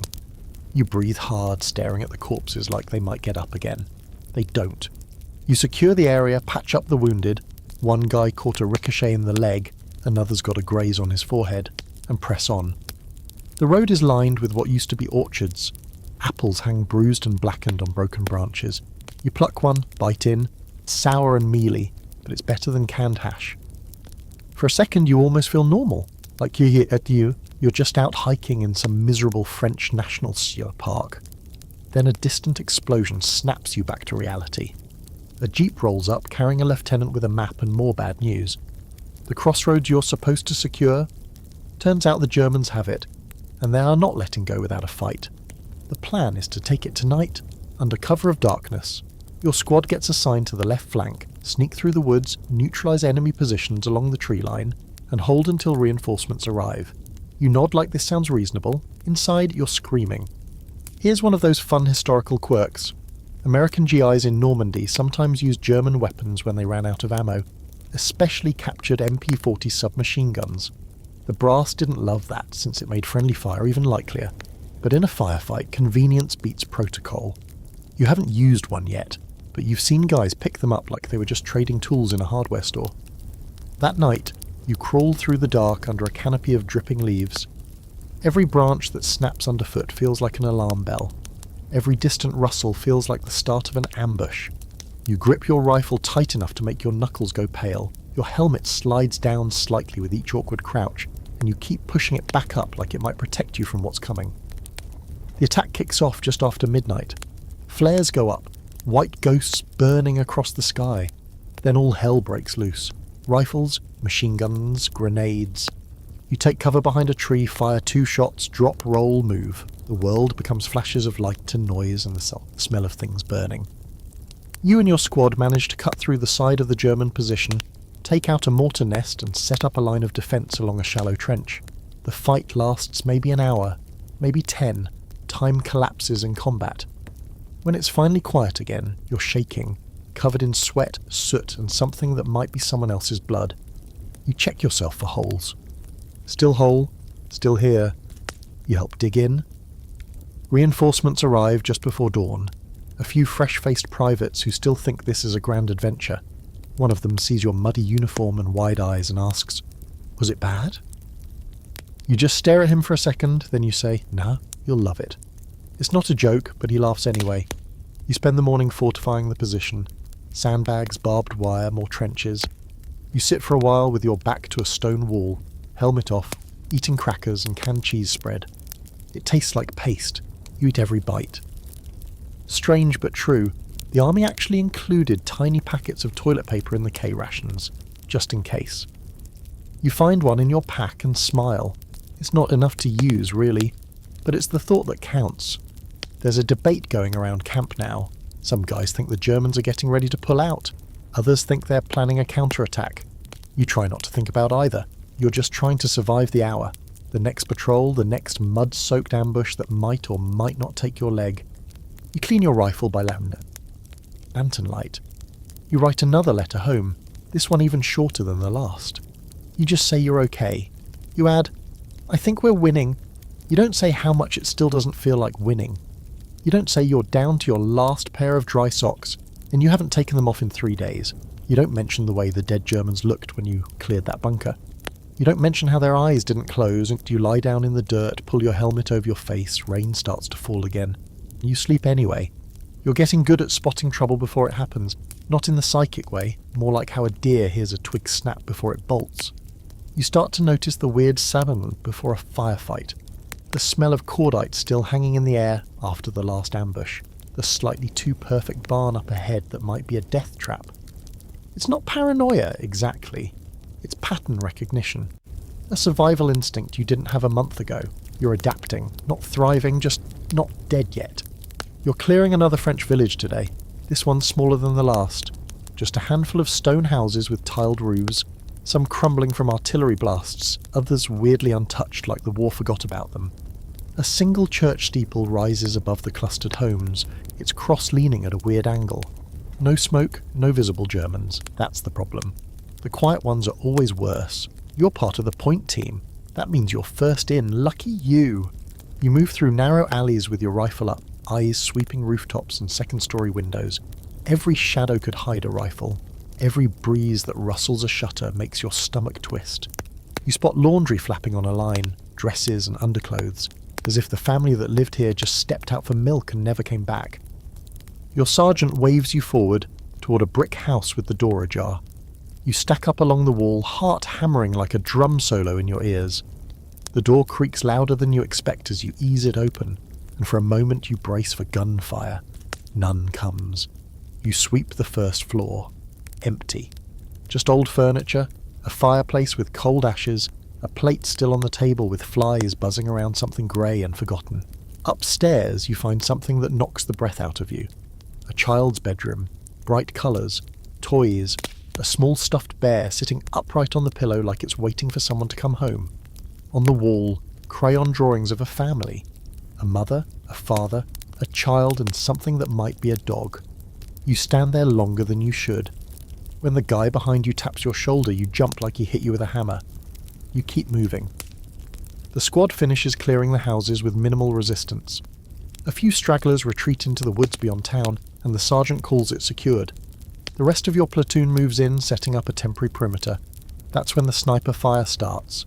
You're mid-step when you hear it crack, followed by the unmistakable thud of a bullet hitting flesh. Someone behind you screams. You drop to your stomach behind a broken cart, eyes searching the rooftops. Another shot, then another. It's not wildfire, it's precision. Calm, cruel, confident. Your squad fans out, trying to triangulate the source. You spot a flicker of movement in the belfry of the church. There's your guy. Your sergeant confirms it with binoculars and calls in a mortar team. Minutes later, the steeple erupts in a bloom of smoke and shattered stone. The sniper doesn't fire again. When the smoke clears, you approach the church. The doors groan as they swing open, and the smell hits you. Smoke, wood dust, and something that's starting to rot. The pews are splintered, the altar scorched. You climb the stairs to the belfry, rifle at the ready. He's there, what's left of him. Young, gaunt, wearing what looks like a medic's insignia. You stare at his rifle, old, clean, and deadly accurate. There's a small journal near his body, written in careful German script. One of your guys picks it up, flips through it, and mutters. Looks like he was writing letters to his sister. Later that day, while regrouping in the town square, you overhear a strange conversation. One of the medics is talking about German soldiers dressing as civilians to sneak behind Allied lines. It's not just a rumour. There have been confirmed cases. Guys dressed as farmers or priests, even children. You can't verify it, but it burrows into your brain. Every face now holds suspicion. Every harmless old man might be a spy with a grenade tucked under his coat. Trust becomes another casualty. Here's something weird that's actually true. American GIs sometimes carried sweetheart grips on their pistols, custom ivory or mother-of-pearl handles carved with the faces or names of their girlfriends back home. A little touch of love in a world gone insane. You saw one today, on a lieutenant's sidearm. He said her name was Claire. He hasn't written to her in weeks. Back at the edge of town, you're assigned watch duty while others dig latrines and try to patch bullet holes in the trucks. You sit behind a window in a house that smells like burnt soup and gunpowder, scanning the tree line through the scope of your rifle. Your finger twitches every time a bird flutters. You think about that sniper again, about the church, about how easy it is to kill someone you never actually see. That's one of the quiet truths out here. Combat often isn't face-to-face. It's shadows, movement, muzzle flashes. Sometimes the guy who shoots you never even knows your name. There's a debate among war historians about whether that made the war easier or harder on soldiers. Some say distance makes it less personal. Others argue that the lack of closure, of direct confrontation, is what truly messes with your head. You're leaning toward the second option. Night falls like a dropped curtain. You lie down in a room upstairs, trying to ignore the shattered mirror on the wall and the smell of smoke baked into the wallpaper. You hear one of your squad mates crying in the room next door. Soft, quiet sobs. No one says anything. There's an understanding now. Everyone has their own way of falling apart. You close your eyes, hoping for a dream that doesn't involve rifles, crayon drawings, or windows that open just wide enough for a sniper's muzzle. Instead, you get nothing. Just black. And then morning. Some mornings are quiet, but never peaceful. You wake up to birdsong and the distant pop of gunfire, and for a second your brain forgets where you are. You lie there on the creaky floorboards of an abandoned French home, sun slicing through a broken window, and you think you might be anywhere else, until you roll over and your hand lands on a spent shell casing. Then it all comes back. The mud, the blood, the hedgerows. Welcome to France, where your socks are still wet, because of course they are. The ones you packed dry were used 3 days ago during a storm that turned your foxhole into a footbath. You pull them on anyway and shove your feet into boots that haven't known true dryness since you stepped off the landing craft. Every step squelches slightly. You imagine Trenchfoot is licking its chops. Today is logistics day, which sounds like a break but absolutely isn't. Your squad is tasked with hauling ammo and supplies to a forward unit that's holding a makeshift outpost 2 miles up the road. Just 2 miles. Should be easy, right? Except the road is muddy, cratered, and flanked by woods thick enough to hide a battalion. You and 3 others load up crates onto a transport truck while 2 more take point on foot with rifles drawn. The sergeant rides up front, scanning the treetops like they're whispering threats. The drive is slow. Real slow. Every pothole is a potential mine. Every abandoned cart, a potential booby trap. You pass through what used to be a farm. Burned out tractors, a chicken coop flattened like it lost a fight with a tank. One chicken is still pecking around the dirt like nothing happened. It feels wrong. Or maybe right. You can't tell anymore. Halfway there, the truck breaks down. Something with the axle. Maybe sabotage. Maybe the vehicle just decided it's had enough. Either way, you end up dragging crates of ammunition and medical supplies on foot through thick mud, lugging them like unpaid movers. It's hot now, surprisingly hot. Normandy humidity clings to your skin and fogs up the inside of your helmet. You unbutton your jacket and wipe sweat from your eyes, smearing grime across your forehead. You're approaching the drop point when someone spots a figure dart between trees off the left flank. Everyone freezes. You hit the dirt instinctively, gun raised. Eyes squint into the woods. Was it an animal? A scout? A civilian? You don't know. You don't ask. You wait. 10 minutes. Nothing. The sergeant decides to move on faster this time. Everyone wants out of this stretch of forest before it decides to eat you alive. The outpost is a bombed-out train station that barely qualifies as shelter. The platform is cracked, and one rail line disappears into a crater. Inside, a few soldiers sit behind sandbags, clutching rifles and looking like they haven't slept since last week. You drop the crates off, exchange grim nods, and head back. On the way out, someone points at a wall with a crudely drawn cartoon of Hitler being kicked in the arse by a cartoon Uncle Sam. You laugh harder than you should. You return to your squad's camp just in time for another round of letters. Mail call. It's like Christmas if Santa was late, covered in mud, and your presents came wrapped in government-issued envelopes. You get one from your sister. It's short and sweet, filled with questions you can't answer and news you barely register. Your best friend from high school got engaged. Your neighbour's kid got suspended from school for throwing an egg at the principal. You smile. It feels like another planet. Then there's a letter from a girl you once kissed at a New Year's party. She writes about how she's doing her part at a munitions factory, and includes a photo, black and white, her smiling in front of a stack of shells. You stare at it longer than you mean to. It feels like a lifeline. Proof the world still exists outside the hedgerows and ruined towns. You tuck it into your breast pocket, close to your heart. Later, while cleaning your rifle, you overhear a guy named Riley talking about a French resistance fighter he met the day before. A woman with a pistol under her skirt and a cigarette that never left her mouth. She gave him a map, a kiss on the cheek, and vanished into the woods. Some guys think he made the whole thing up. You kind of hope he didn't. Here's one of those strange historical nuggets. American troops in France sometimes use stolen German motorcycles to get around. You see one today, beat to hell, a swastika still painted on the gas tank. The guy riding it has strapped an American flag to the back and scribbled "Free Taxi" across the fender. He grins as he passes your position, and you wonder if he's brave, crazy, or both. The rest of the afternoon is spent digging. Trenches, mostly. The next town is ahead, and that means another fight, so the officers want foxholes and fallback points ready. You dig until your arms burn and your fingers cramp. The dirt is heavy and full of rocks. One guy digs up a rusted horseshoe and nails it to a tree for luck. Another finds an old wine bottle, uncorks it, sniffs it, then decides it's better as a souvenir than a drink. Historians debate a lot about morale during this stage of the war. Some say it was high, bolstered by early victories and steady progress. Others argue that the constant grind, the endless mud and blood, wore men down like water on stone bone. You don't need historians to tell you how it feels. You live it. And right now, it's somewhere between dull ache and boiling pressure. The truth is, boredom in war isn't the opposite of fear. It's a different kind of enemy. It creeps in when your guard's down, softens your focus, makes you careless. You start to think maybe it's safe now, that the worst is behind you, that you can relax. And then just when your brain lets go for a second, something explodes. Not tonight, though. Tonight the harmonica keeps playing, the stars blink through the cold haze, and no one screams. You lie back on your cot, blanket pulled up to your chin, and for the first time in days your muscles unclench. It doesn't last. But it's something. You're not prepared for how much a letter from home can hurt. It arrives in the middle of the afternoon, tossed into your lap by a bored private sorting mail out of a canvas bag that looks older than the war itself. The envelope's creased, stained on one corner by what you really hope is coffee. And the handwriting is unmistakable. Your mum's looping script that always tries too hard to be tidy. You stare at it for a long time before opening it.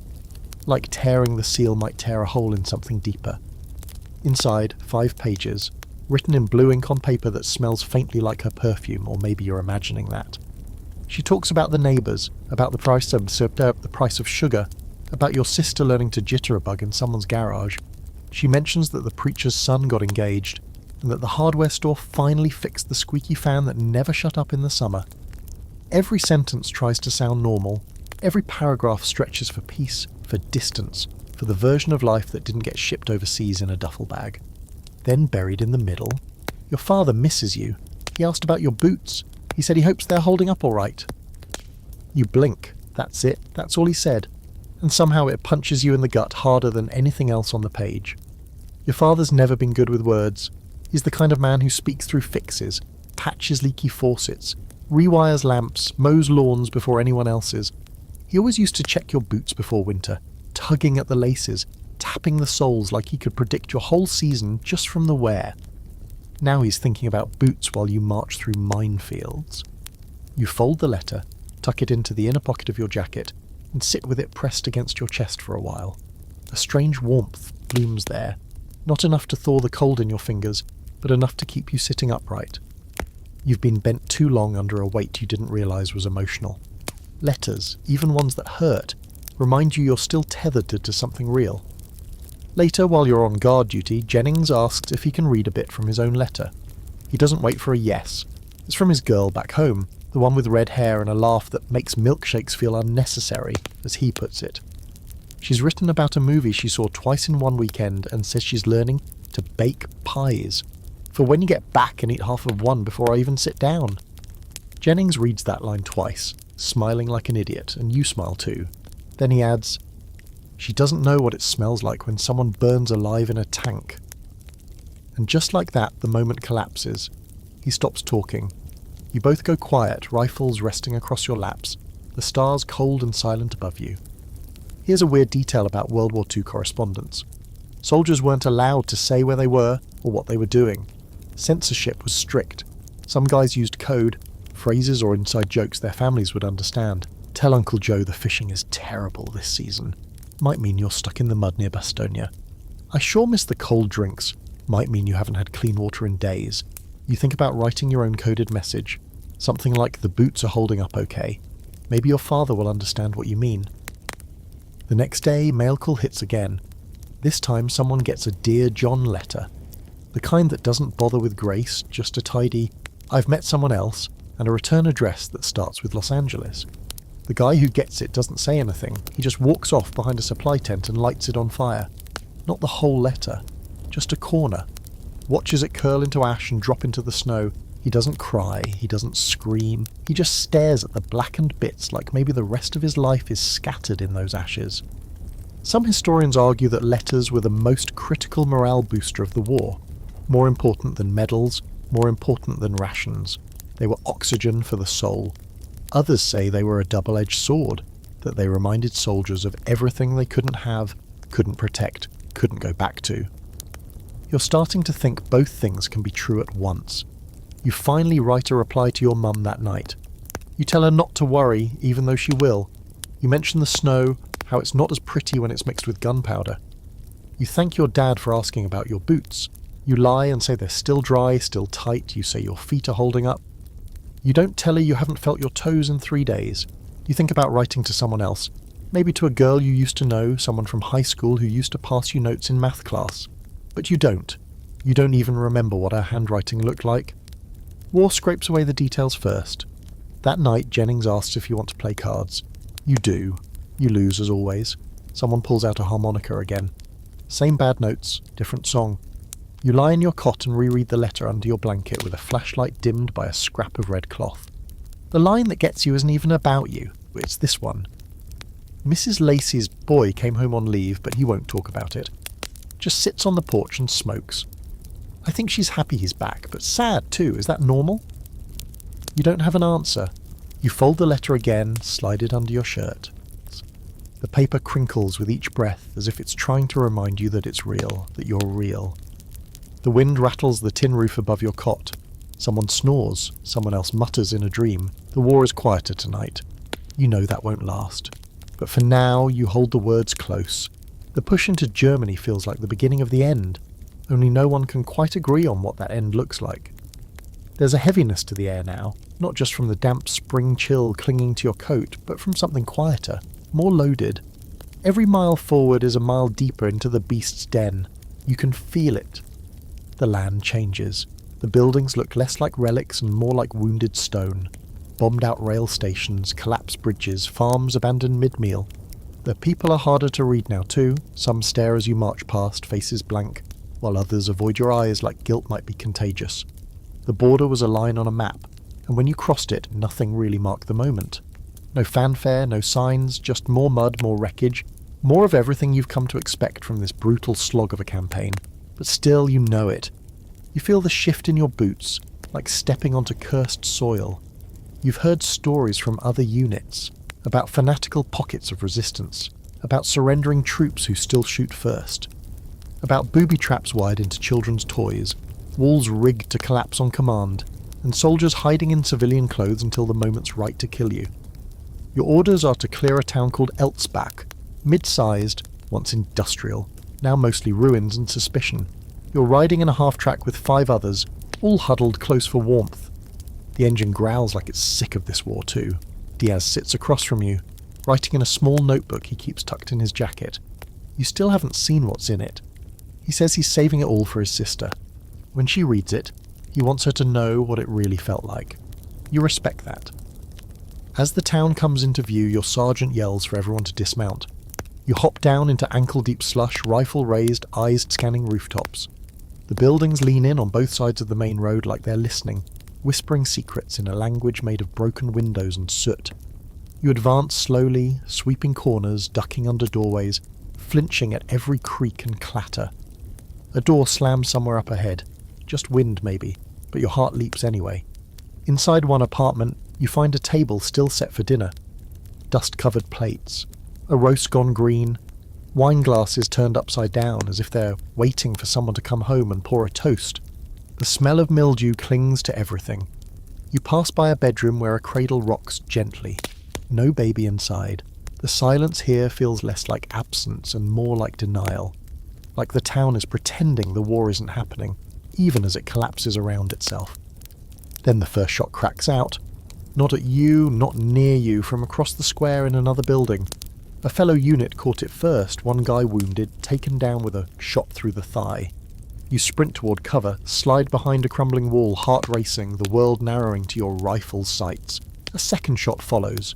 You spot the glint from a window on the 3rd floor. "Sniper!" someone shouts. You already know. The sergeant calls for smoke. Canister hisses, and the square disappears into a thick white fog. You move with your squad, weaving between shattered carts and abandoned bicycles. You break into the building across from the sniper's perch and start climbing. Every step up the creaking staircase feels like it might be your last. You reach the 3rd floor, burst through the door, nothing, except a rifle, still warm, still resting on the windowsill. The shooter is gone. You sweep the building, no sign, just footprints in the dust leading to the basement. You follow them, flashlight cutting through the dark. Downstairs you find a passage, old tunnel maybe, or part of some factory infrastructure. It leads under the street. You call it in and another squad goes round to intercept. 10 minutes later you hear a burst of gunfire and a voice calling, "Got him!" You breathe again. That night you bivouac in what used to be a schoolhouse. The chalkboards are full of equations and German handwriting. Someone's drawn a flower in the corner. The kind of thing a child might do when they're bored or scared or both. You sit on a desk and eat cold beans straight from the can and they taste like ash. After dinner, someone finds a gramophone in one of the nearby houses. It still works. They crank it up and spin an old record, something orchestral, sweeping and sad. The music echoes through the halls like ghosts dancing. You sit with your back against the wall, head tilted toward the sound, and let your brain drift. It's not escape exactly, but it's close. For a few minutes you remember what it was like to hear music without flinching. Here's a bizarre fact. Toward the end of the war, some towns tried to surrender using white bedsheets, only to be bombed anyway because the signals weren't seen or understood. Others resisted to the last bullet, even when surrounded. You can never really predict how a place will react to its own collapse. Some dig in, some let go. There's an ongoing debate among historians about how complicit the average German citizen was in all this. Were they just surviving? Were they guilty by silence? Or was ignorance impossible in the shadow of trains and camps and barbed wire? You don't know. You're not here to deliver justice, just orders. In the morning you patrol again. You knock on doors, shout into alleys, search attics and cellars and closets. You find nothing, or sometimes you find people, old women with tear-lined faces, children who stare like they've seen too much, men with their hands up before you even say a word. You wave them on, tell them to stay inside. You don't know if that's the right call, you just hope you're not sending them into danger by telling them to sit still.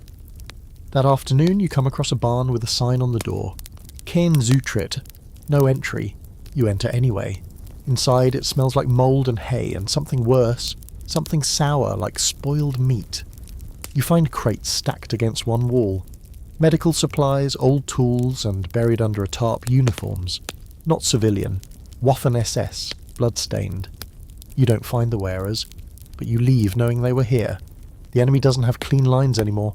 It's not uniforms and flags. It's shadows, whispers, retreating shapes that blend in until they're not. You go back to camp that night uneasy. The town is technically secure, but it doesn't feel like it. You lie awake with your rifle beside you, the gramophone's tune still haunting your head. You're deep in Germany now, and the darkness is thicker here. You smell it before you see it. It's early morning, fog rising in thin ghost trails from the wet earth, and your platoon is following a dirt road east through a stretch of forest that feels unusually quiet. Birds aren't chirping, no dogs barking, just the squelch of boots in mud and the occasional cough or muttered curse. You're getting used to ruined farms and shattered towns, but this place is different. No shelling, no craters, no signs of battle, just emptiness. And then the smell hits. It's sweet and rotten all at once, like meat that's been left out too long on a summer day. Stronger than any latrine pit, thicker than any battlefield. You pull your scarf up over your mouth, but it doesn't help. The stench burrows into your sinuses, clings to the inside of your throat. The guys around you start reacting. Some gagging, one dry heaving into the bushes, another just going pale as paper. No one says a word, but you can feel it. Something's wrong up ahead. Deeply wrong. You crest a hill and see the fence. Barbed wire stretched in rows, 3 strands high, surrounding a cluster of low grey buildings with squat chimneys and metal roofs. There's a gate in the centre, wide open, flanked by guard towers that look abandoned. No signs of German troops, no gunfire, just a few scattered figures in ragged clothing, barely more than silhouettes in the mist, standing motionless near the entrance. Your lieutenant signals for caution, but it's not needed. No one's moving quickly now. You and your squad approach slowly, rifles down, boots crunching across gravel. As you pass the threshold, one of the figures steps forward. He's gaunt, unimaginably thin, eyes sunk so deep you can barely see them. His striped uniform hangs from his bones like drapery on a skeleton. He doesn't say anything, just looks at you with a mix of disbelief and fear as though he's not sure you're real. And then he falls to his knees. The others follow, some cry, some just stare. A few try to stand and stumble. You realise they're not greeting you. They're collapsing. Their bodies can't take much more. The stench of death is stronger here. You walk past a long building with open doors and peek inside, bunks stacked 3 high. No mattresses, just wooden slats. Some of them are still occupied. Not all the people in those bunks are alive. You've entered a concentration camp. The word hasn't sunk in yet. You've heard rumours, stories from guys in other units.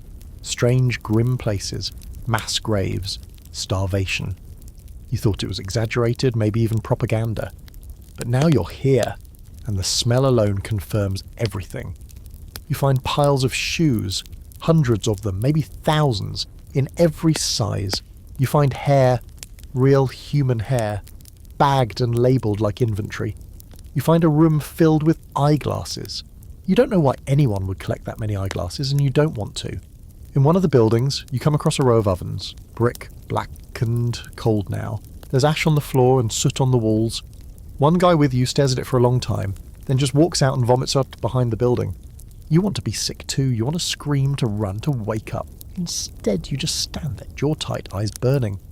There's a moment as you walk through the camp when one of the prisoners grabs your sleeve. You turn and look down and he's trying to speak. His voice is cracked, almost gone, but he manages a single word. Danke. You nod, unable to answer. Your throat is closing up. Later you'll find out this place was called Ordruv, a sub-camp of Buchenwald. It was one of the first concentration camps liberated by American troops. General Eisenhower himself will visit it within days. He'll walk through these same halls, he'll bring reporters, He'll say that people must see it for themselves because someday someone will try to say it never happened. Even now you know he's right. There's debate. Scholars arguing over how much the Allies knew before arriving. Some say intelligence reports painted a clear picture. Others insist the full extent wasn't understood until you walked through the gates. You don't care about the debate. You only care about what you saw, what you smelled. Back at camp, no one talks that night. You sit around a small fire, eating whatever you can stomach. For once, no one complains about the rations. They're food. You think about the then the sky changes. No other way to put it. The clouds ripple with flashes, artillery from the battleships behind you pounding the shore. It's like watching a thunderstorm get angry at the earth. Every explosion makes your boat shudder. And soon the sky isn't just grey, it's orange and red screaming in smoke. The air smells like salt and sulphur and something metallic that gets stuck in your throat. Somewhere ahead is Utah Beach. That's your drop zone. You try to remind yourself that this is the easy beach. Omaha is the one getting torn to shreds by German machine guns right now. You're supposed to be facing light resistance, whatever that means. You wonder who decides what counts as light. Probably someone sitting safely in London. As the beach grows larger in your field of vision, you see the silhouettes of landing craft weaving between anti-boat obstacles, metal X's called Czech hedgehogs. You'll remember that name later when you see one rip a boat in half. Right now it's just chaos. Boats exploding, smoke rising, the smell of diesel, seawater and blood already in the air. The ramp doesn't drop yet. You're still moving. You grip your rifle so tight your fingers go numb. A guy next to you is muttering the Lord's Prayer under his breath. Another just keeps saying, "Oh God," over and over again, like he's stuck on a loop. You catch yourself counting 1 Mississippi, 2 Mississippi, as if that will help you survive what's coming. Then the boat slows and the coxswain yells over the roar of everything. 30 seconds. Time collapses. 30 seconds is nothing. 30 seconds is everything. You adjust your helmet, tighten your straps, try to suck in one good breath. You can't. And then the ramp drops. Water rushes in up to your knees in an instant. You charge forward, but it's more of a stumble. Your boots hit sand. Not dry sand, not the kind you imagined as a kid. This stuff is wet and heavy and full of sharp things that bite into your soles. There's no time to get your bearings. Bullets crack overhead. You hear them before you feel them, zipping by like angry hornets. You dive forward and land behind a half-sunken tank trap. The guy to your left doesn't make it. He gets hit mid-stride, crumples without a sound. Just drops, like a marionette with cut strings. You try not to look. You fail. The beach is chaos. Smoke everywhere, yelling, gunfire from the bluffs above. You remember the briefing, take the beach, push to the dunes, regroup near the seawall? None of that makes sense now. There's no plan here, just survival. You crawl forward. Sand clings to your face, your rifle, your soul. A mortar lands behind you with a sound that makes your ears ring. Dirt and shrapnel rain down. You can't hear anything for a second except the thud of your own heartbeat. You reach another body, a young corporal whose chest is a mess of red. His helmet's still on. His eyes are open. A medic darts by dragging someone. You want to follow him, but your orders are clear, keep moving forward. So you do, one crawl at a time through a beach that looks like hell's front porch. The Germans are dug into bunkers above you. You can't see them, but you feel them. Every few seconds, another burst of machine gun fire sprays the sand like angry punctuation. You finally reach the seawall. There's cover here. Sort of. Other guys huddle behind it, panting, bleeding, yelling into radios that aren't working. Your sergeant appears, his sleeve torn, one arm red with blood. He grabs your shoulder and shouts something. You think he's telling you to move up the slope. You nod even though you're not sure. Here's a weird detail. Some paratroopers who dropped inland hours earlier were given toy crickets. Tiny clickers they could use in the dark to identify friend from foe. 1 click meant who's there. 2 clicks meant friend. You remember that and wish someone had handed you one right now. Everything out here is shadows and guesses. There's still debate among historians about how effective the naval bombardment really was. Did it actually soften up the German defences, or did it just turn the beach into a more confusing, smoke-filled mess? You vote for option B based on the number of guys currently pinned down and screaming for cover. You push up, past the seawall, past more hedgehogs, through a patch of burning brush that singes your sleeves. You see a German machine gun nest. Somehow a team from your unit flanks it. You hear a grenade explode and then silence. That silence feels like a miracle, and then you're over the rise, onto firmer ground. You made it past the beach. Your legs are shaking, your face is streaked with dirt and sweat and someone else's blood. You're not sure how long it took, minutes, hours. Time doesn't work right here. You regroup with a handful of others, breathless, rattled, stunned. One guy just laughs uncontrollably for 5 straight minutes. Another guy digs through his rations like he's starving. Someone hands you a cigarette, and you take it, even though you've never smoked before. The first puff tastes like ash and adrenaline. You look back at the beach, smoke, bodies, flames, a sky that still hasn't cleared. You wonder how many of the guys from your boat are still alive. You wonder how you are. But you're here. You survived the landing. The beach is behind you now, but it doesn't feel like victory. It feels like breathing through a mouthful of ash. You and the surviving members of your unit make it to a small rise just past the dunes, flat ground sloping gently into the chaos of the French countryside. From here, the land is open fields broken by hedgerows, stone walls, and the occasional barn that's either been abandoned or blown halfway to splinters.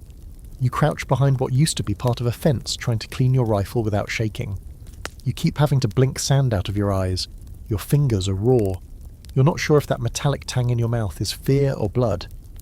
This is the part they didn't prepare you for, not the bullets, that part you were ready for or thought you were, but the nothingness that follows. No orders yet, no clear direction, just a dead silent pocket of survival that feels borrowed. You watch a small group of soldiers fan out ahead of you. They keep their heads low, eyes darting left and right. They look like predators, but you know better. They're prey, same as you, just trying not to trigger the next ambush. Eventually the order comes. Move inland. Simple enough, except there are no roads, no signs, just fields soaked in yesterday's rain and crossed by hedgerows. Those thick ancient green barriers the French built centuries ago. Turns out they're the perfect hiding places for snipers, or machine gunners, or tanks. You and your squad move cautiously, inching forward in a wedge formation, the way you practiced back in England. But out here it's slower, sloppier, and 10 times more terrifying. The hedgerows are monstrous. They're not the polite little garden fences you'd imagined. No, these are massive walls of packed earth and roots, sometimes taller than a man, often reinforced with stone or fencing wire. Crawling through one is like squeezing through a jungle made of knives. Every branch seems determined to snag your gear or make noise. You can't see what's on the other side until you're already halfway through, and by then it's too late if someone's waiting. The first time it happens, it's fast. A private from another squad breaks through a hedgerow and walks straight into a burst of German fire. He drops instantly. Your sergeant calls out orders and you all drop, return fire blindly through the green wall, hoping to hit something. Someone tosses a grenade. There's a muffled thud, a scream, and then it's quiet again. You never even saw the shooter. Here's a curious footnote of the war. The army hadn't fully accounted for how these hedgerows would affect the battlefield. Once they realised what a nightmare they were, engineers had to improvise by welding sharp metal teeth onto tanks to break through them. They called them rhino tanks. You haven't seen one yet. Right now, you'd kill for one. You crawl forward, through the underbrush, slipping on wet roots and dodging the tangled remains of what might have once been a vineyard. The air smells of wet earth, spent gunpowder, and something sour you can't quite place. A dead cow lies bloated in a field nearby, flies thick around it. You step carefully through the muck, wondering if the farmer who owned it had time to run before the shelling started. Somewhere behind you, artillery pounds a ridgeline. You don't know whose guns they are, yours or the Germans, but you hunch anyway, like instinct alone can stop a shell. One guy in your squad, Kennedy, tells a joke about the cow as you step around it. Something about fresh milk. It's not funny, but you all laugh anyway. You're laughing at the absurdity, not the joke. Hours pass like molasses poured into a foxhole. Every sound makes your heart spike. You learn to fear silence more than noise.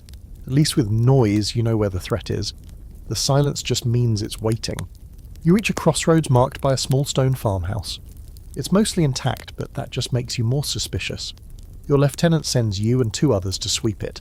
The doors creak open. It smells like mildew and burnt wood. No sign of civilians. A shattered photo frame lies face down on the floor, probably a family portrait. You don't pick it up. Upstairs, there's nothing but dust and broken furniture. You keep your rifle up, clearing corners with the discipline that's already becoming muscle memory.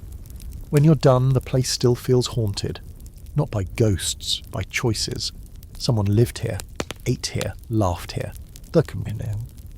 You were trained to clear buildings, you weren't trained to walk through someone's memories.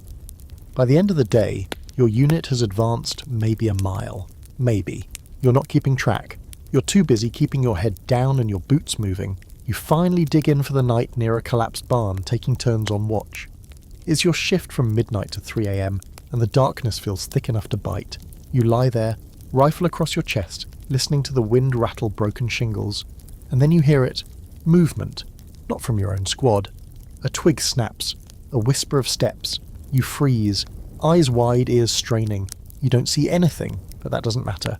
The fear is there. It builds like a slow boil in your chest. You don't fire. You don't call out. You just stay very still and hope that whatever's out there is more scared of you than you are of it. Eventually the sky lightens to a greyish blue. Dawn. Another day. Another chance to get shot before breakfast.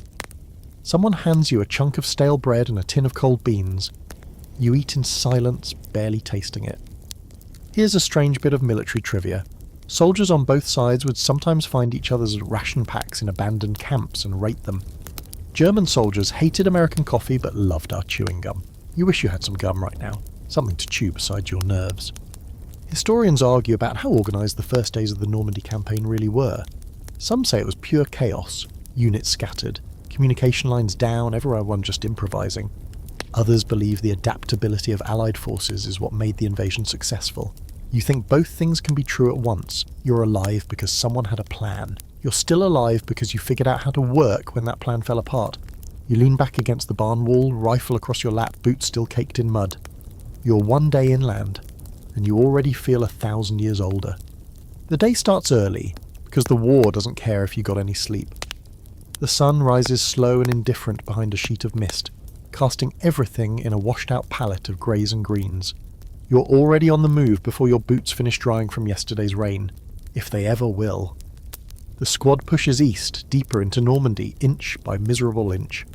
There's no paved road to follow, just narrow farm paths hemmed in by more hedgerows that seem to stretch forever, like the land itself is trying to funnel you into a trap. Every 20 steps, you pause. Listen. Breathe shallow. Eyes up. You never realised how loud your own heartbeat can get until you're trying to hear the snap of a twig or the faint click of a tripwire before it's too late. There's always someone whispering about mines now. Someone else says the Germans booby-trap everything. Doorknobs, bodies, even chocolate bars.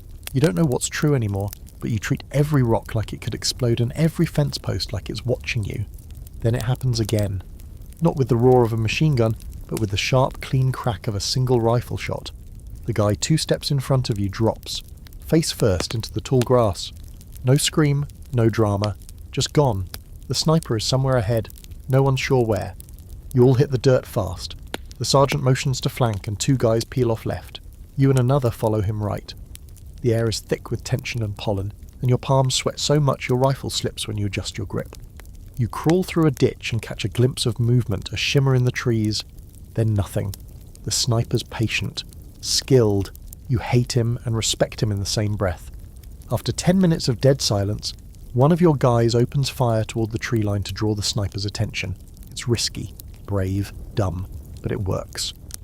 A puff of smoke gives away the shooter's perch, and you hear the thwack of a bullet finding its mark. One of your sharpshooters returns fire, and it's over. When you finally approach the body, it's just a kid. German uniform, no older than you. Maybe younger. A hole through the chest, eyes wide, expression frozen somewhere between surprise and nothingness.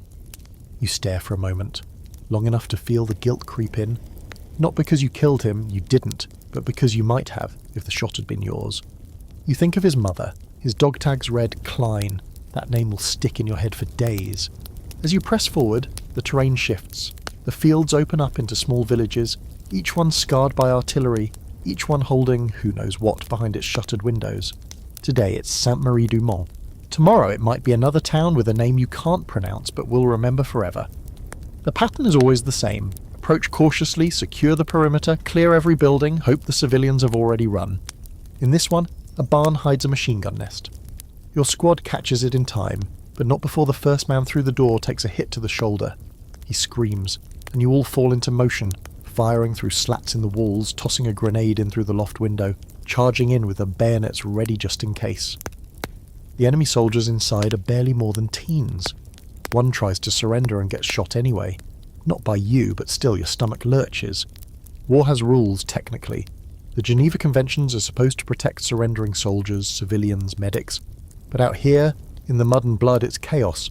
Mistakes get made, fear leads, judgment lags, and sometimes there's no one around to write it down. Outside the barn, you find a little girl, maybe 5 years old, clutching a stuffed rabbit. She doesn't speak, just stares at you with those wide, stunned eyes. One of the guys kneels, offers her a chocolate bar from his rations. She doesn't move. After a long pause, a woman, her mother probably, appears from behind a broken stone wall. She takes the girl's hand and walks her away. No words, no thank you, just survival. You fall into a rhythm: march, search, fight, rest, repeat. Your squad is down 3 men from the original 12. One was killed, one evacuated with shrapnel in his leg, one simply vanished during a night movement. You try not to think about where he is now, or what's left of him. You still do roll call every night. Still call his name. No one answers. One night, while setting up camp on the edge of a vineyard, you meet a British paratrooper who got separated from his unit. He shares a can of sardines and some weird preserved pudding he calls Spotted Dick. You try it, it's awful, you both laugh anyway. He tells you about dropping in behind enemy lines, about having to kill a German officer with a shovel. He says it like he's talking about the weather. Then he goes quiet. You both do. Here's something odd. In the chaos of Normandy, some soldiers used cows as cover, literally crouched behind them, hoping the enemy wouldn't shoot at livestock. Some Germans did anyway. You hear about one guy who rode a cow across a field under fire. No one knows if it worked or not. You decide not to try it. There's a growing debate among the officers: press forward aggressively, or dig in and secure what you've already taken. The brass back in London and Washington want speed. They want headlines, but the terrain out here favours defence. Every hedgerow, every ruined farmhouse is a potential ambush point. Some lieutenants say charging ahead is suicide. Others say caution is cowardice. You're just a private, so no one asks your opinion. But if they did, you'd say this: the trees have eyes, and the earth wants to bury you. You won't have to invade after all. You won't have to storm beaches again. You won't have to die in a place you can't pronounce. The celebration is immediate, messy, and strange. Guys who didn't talk to each other before are now embracing.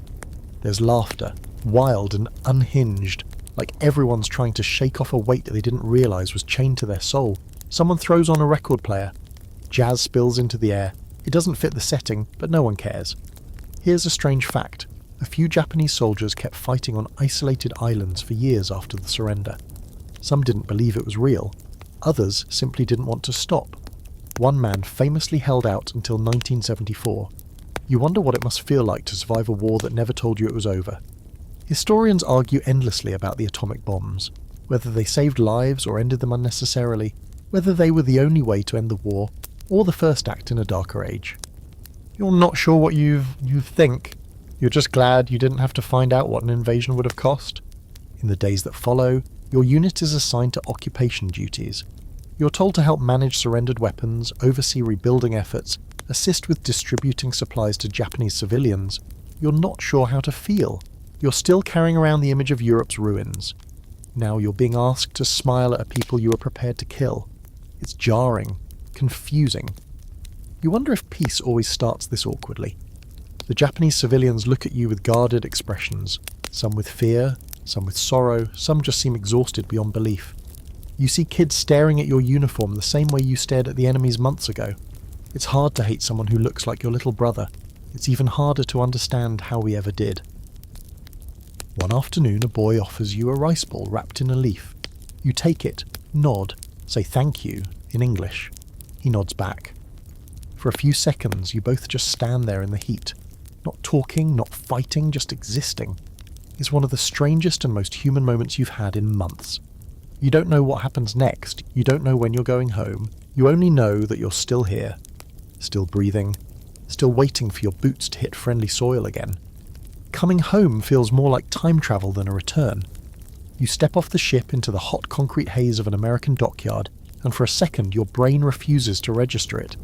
Everything is familiar and completely foreign at the same time. There are billboards again, ice cream carts, people who are in suits, civilians everywhere, laughing and arguing and going about their days like nothing's changed. You feel like an alien dropped into your own country.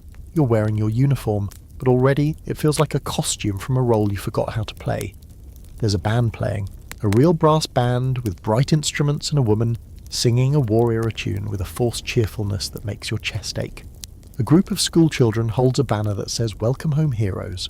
You stand there holding your duffel bag, boots scuffed to hell, unsure whether to smile or hide. You scan the crowd for someone familiar, but no one's come for you. Didn't expect them to. The letter you sent with your arrival date probably hasn't even made it home yet.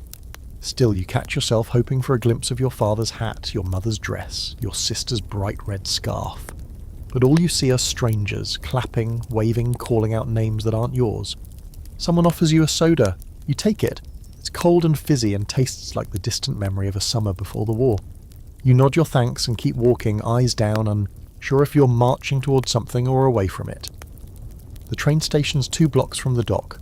Your unit's been given leave, but it's up to you to figure out where you go next. The train ride is long and quiet.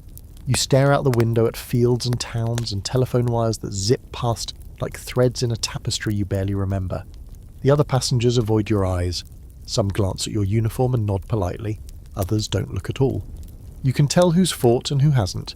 It's in the posture, in the silence between words. You finally arrive in your hometown just after dusk. The station hasn't changed. Same creaky benches, same vending machine that probably still doesn't work. The platform is empty, save for an old man smoking a pipe and a kid reading a comic book.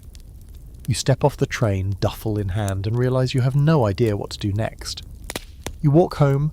It takes longer than it should. Every block feels stretched. Familiar houses line the streets, but the lights inside seem too dim. The fence is too crooked. It's like a memory rendered just slightly out of focus. And then you're there. Your house. Porch light on, the curtains drawn just like always. You stand at the edge of the lawn for a long moment, unsure whether to knock or just walk in. The front steps creak exactly how you remember. The screen door sticks. You rap your knuckles once, twice, footsteps. Then your mother opens the door. She doesn't say anything at first. Her hand goes to her mouth and her eyes go wide. You think she might faint. But then she steps forward and pulls you into a hug so tight you feel like your ribs might crack. She's sobbing, but quietly, like she's trying not to startle you. Your father is next. He steps into the hallway, blinking like he just woke up from a dream. He doesn't hug you. Just walks up, puts a hand on your shoulder and says, "You're home." That's it. No speech, no grand moment. Just that, and it's enough. Your sister appears from the kitchen. Her hair's longer. She squeals when she sees you, throws her arms around your neck, then immediately starts chattering about the neighbours, the garden, some boy she's dating now. You nod along, overwhelmed and oddly grateful for the normalcy. They feed you. Of course they do. Chicken and mashed potatoes and green beans that you eat like you've never tasted food before. You don't realise how hungry you were until your plate is empty and your fork's still in your hand. Your mother insists on making pie. Your father brings out a bottle of something he was saving. "For when you came back," he says. You wonder if he ever really believed you would. After dinner, they all go to bed early, leaving you in the living room with a blanket and the soft ticking of the old clock above the mantel. You sit in the armchair by the window, lights dimmed, the smell of dinner still lingering in the air. Outside, crickets chirp. Somewhere far off, a dog barks. And you feel nothing. Not sadness, not joy, just a heavy quiet that settles into your bones. You made it. You're here, but part of you didn't come back. Or maybe it came back, but isn't ready to be unpacked yet. Here's a strange fact about returning soldiers. Many describe the hardest part of the war as after it ended. Reintegration, normalcy, the absurdity of going from storming villages to mowing lawns. Some men thrived, others drifted. Some simply never found a way back into their old skin. The next few days pass in a strange blur. People stop you on the street to thank you. Some ask questions. Did you kill anyone? Was it scary? What was it like over there? You give them vague answers. Yeah, it was rough, you say. Or, glad it's over. They nod, satisfied, never knowing that some questions don't have safe answers. You visit old haunts, the diner, the lake, the movie theatre that's now playing the bells of St. Mary's. You try to laugh at a joke from a friend you haven't seen since high school, but the sound feels strange in your throat. At night, you still sleep with your boots beside the bed, just in case. You keep your duffel packed, half out of habit, half because some part of you doesn't trust the peace. Not yet. Maybe not ever. You wonder what comes next. A job, college, a family. Everyone's expecting you to settle, but you're not sure what that means anymore. Because you survived. But surviving isn't the same as living. It's the quiet that gets you. Not the friendly, porch swing on a Sunday kind of quiet. This one's heavier, dense and unnatural, like it's pressing in on your ears. You notice it in the mornings most.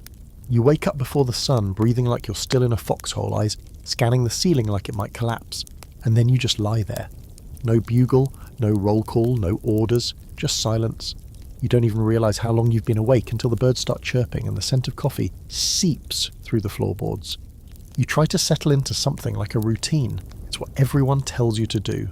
Your dad takes you down to the hardware store and introduces you to the manager like you're a new hire, and not a man who's crawled through the wreckage of 2 continents. The manager says they could use someone with a strong back and good instincts. You nod, shake his hand and say all the right things. He gives you an apron. You hang it on a hook in the back room and don't touch it for the first 3 days. The rhythm of civilian life feels strange.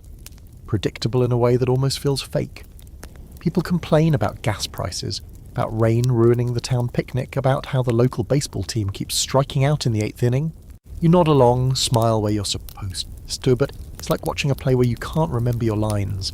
Your mouth says, yeah, that's tough, but your mind is seeing Jennings bleeding out behind a barn in Germany. There's this moment during your 2nd week on the job when you're helping an old woman carry a box of nails to her car. She thanks you, says, "You're so kind, my son would have been your age." And she smiles in that aching, glassy way that says more than she means to. You freeze. For a second you think you're going to drop the box, run down the street, scream until something breaks. But instead you nod. "I'm sorry," you say, and you mean it. That night you go to the lake by yourself. The same one you used to swim in during the summers before the war. It's empty now, still too early in the season for swimmers. You sit on the dock and watch the water ripple, black and glassy under the moon. You light a cigarette, though you don't even remember when you started smoking. Maybe Riley gave you your first one. Maybe you took it from Diaz when you couldn't sleep one night in France. Doesn't matter now, it's just something to hold on to. You think about writing again. Letters, maybe. Or a journal. Diaz always said putting it on paper helped him organise the noise. But when you sit down with a pen and blank sheet, nothing comes. The words feel too small, the paper too clean. So you fold it up and stuff it in a drawer. Maybe next week. Here's a strange little footnote from the war's aftermath. In 1946, the government began distributing pamphlets for returning soldiers titled "Coming Home." They were full of advice like, "Don't talk too much about the war," and "Try not to lose your temper." You think about that sometimes when you're trying to explain why you jump at car backfires or why you can't sleep if the windows are open. The pamphlet doesn't cover what to do when the only time you feel normal is in a thunderstorm. One afternoon you run into Burke. You haven't seen him since the day you both got off the ship.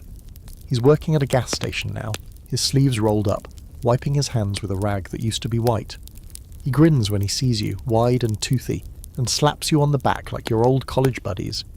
You end up sitting on a milk crate out behind the pumps, sharing a warm bottle of cola and swapping updates like nothing's changed. Except everything has. Burke's married now. Wife he met on leave, baby on the way. He talks about paint colours and names and what it's like to hear someone breathe next to you without flinching. Then he pauses and says, "You ever feel like you don't belong here anymore?" You nod. It's the most honest moment of the whole day. Later he says he's glad you're around, says, "It's easier when you're not the only one who knows what gunpowder smells like." You both laugh, but it's hollow. The kind of laugh people mistake for healing. You try dating. Once. A friend sets you up with a girl who works at the pharmacy.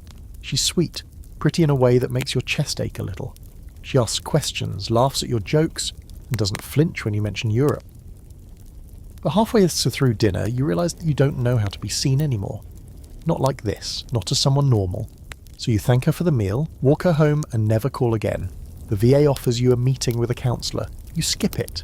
You don't want to sit in a room and tell someone that sometimes, when you close your eyes, you still hear boots on gravel and the low hum of incoming shells, that sometimes you forget where you are and reach for a rifle that isn't there. That you haven't cried since Italy, and you don't know if that means you're strong or broken. You'd rather just not talk at all. Here's a lesser-known bit of wartime aftermath. Post-traumatic stress disorder wasn't officially recognised by the military until decades later. Back then, they called it combat fatigue, or shell shock. You call it nothing. Just a part of the job you couldn't clock out of. You start walking at night. Long walks, aimless ones, past quiet houses with yellow windows and families inside watching sitcoms and sipping tea. You keep to the sidewalks, hands in pockets, eyes low. One night, a dog barks at you and you freeze. Not because you're scared, but because the sound makes your shoulders lock like you're back on patrol. But you keep walking. Because there's something calming in the motion. Something alive in the ache of your legs. And because it's easier to keep going than to stop and ask if you're really home yet. Your father starts leaving his workshop door open more often. It used to be a private space, his refuge, a dusty sanctum filled with shelves of screws and faded blueprints and the smell of sawdust and oil. Now, you find him there in the afternoons, tinkering with an old cabinet or sharpening tools that haven't been used in years. He doesn't say much when you come in, just nods toward a stool and keeps working. At first, you sit and do nothing. But one day, he hands you a chisel without a word, and that's the beginning of something. Maybe not a conversation, but a shared silence that says more than words ever could. You're not sure how long it takes for your hands to remember what peace feels like. Tools instead of rifles. Wood instead of steel. The weight is different. Softer. You mess up the first project, measurements off, the cut uneven, but your father just grunts and says, "Try again." And you do. Because there's something healing in failure when it doesn't involve someone dying. You rebuild a chair together, then a bookshelf. Eventually, a coffee table that your mother insists on showing off to every neighbour who visits. "You made that," she says, and you don't know whether to feel proud or uncomfortable. You settle for smiling, small and stiff, until they move on to talking about their gardens or who's running for city council. Work at the hardware store gets better, or maybe you just stop resisting it. There's a rhythm to stacking shelves, ringing up nails, explaining the difference between two kinds of screws to someone who's never used a hammer in their life. You even start coming in early some days, not because you have to, because you want to. The quiet hum of fluorescent lights, the clink of metal on metal, it grounds you, reminds you that life still exists in the little things. You're walking home from the store one afternoon when a kid stops you. He's maybe 12, skinny with a baseball cap too big for his head. "Hey," he says, "were you in the war?" You hesitate, then nod. He squints at you like he's trying to picture it. "Did you shoot Nazis?" he asks, like it's an arcade game. You manage a half laugh. "Yeah," you say. "A few." He nods solemnly, then asks, "Did it hurt?" You pause. "Yeah," you say again. And this time it's different. This time it sticks in your throat. At home, your mother is reading a book in the living room, feet tucked under a blanket. She looks up and smiles, but there's always a flash of concern behind it. You know she hears you pacing the floor at night. You know she pretends not to. She brings you tea you didn't ask for and sits quietly while you drink it, asking questions that stop just short of the edge. You love her for that. You write a letter to Diaz. You don't know where he is now, California maybe. You write anyway. You tell him about the lake, the store, the dog down the street that barks every night at 10 p.m. You tell him about the kid with the baseball. And at the end you write, "I think I'm doing okay." You pause, then underline think. You don't sign it with your full name, just your last name like you always did. One weekend there's a local ceremony for returning veterans. A banner in the park, a brass band, a speech from the mayor. You're handed a certificate with your name printed in gold and people clap. You shake hands with men in suits who've never seen a battlefield and answer the same dozen questions with the same dozen answers. Glad to be home. Yes, it was hard. No, I'm not planning to re-enlist. You're halfway through a hot dog when you feel the air shift. Loud crack, like a tyre backfiring. You drop your plate and hit the ground.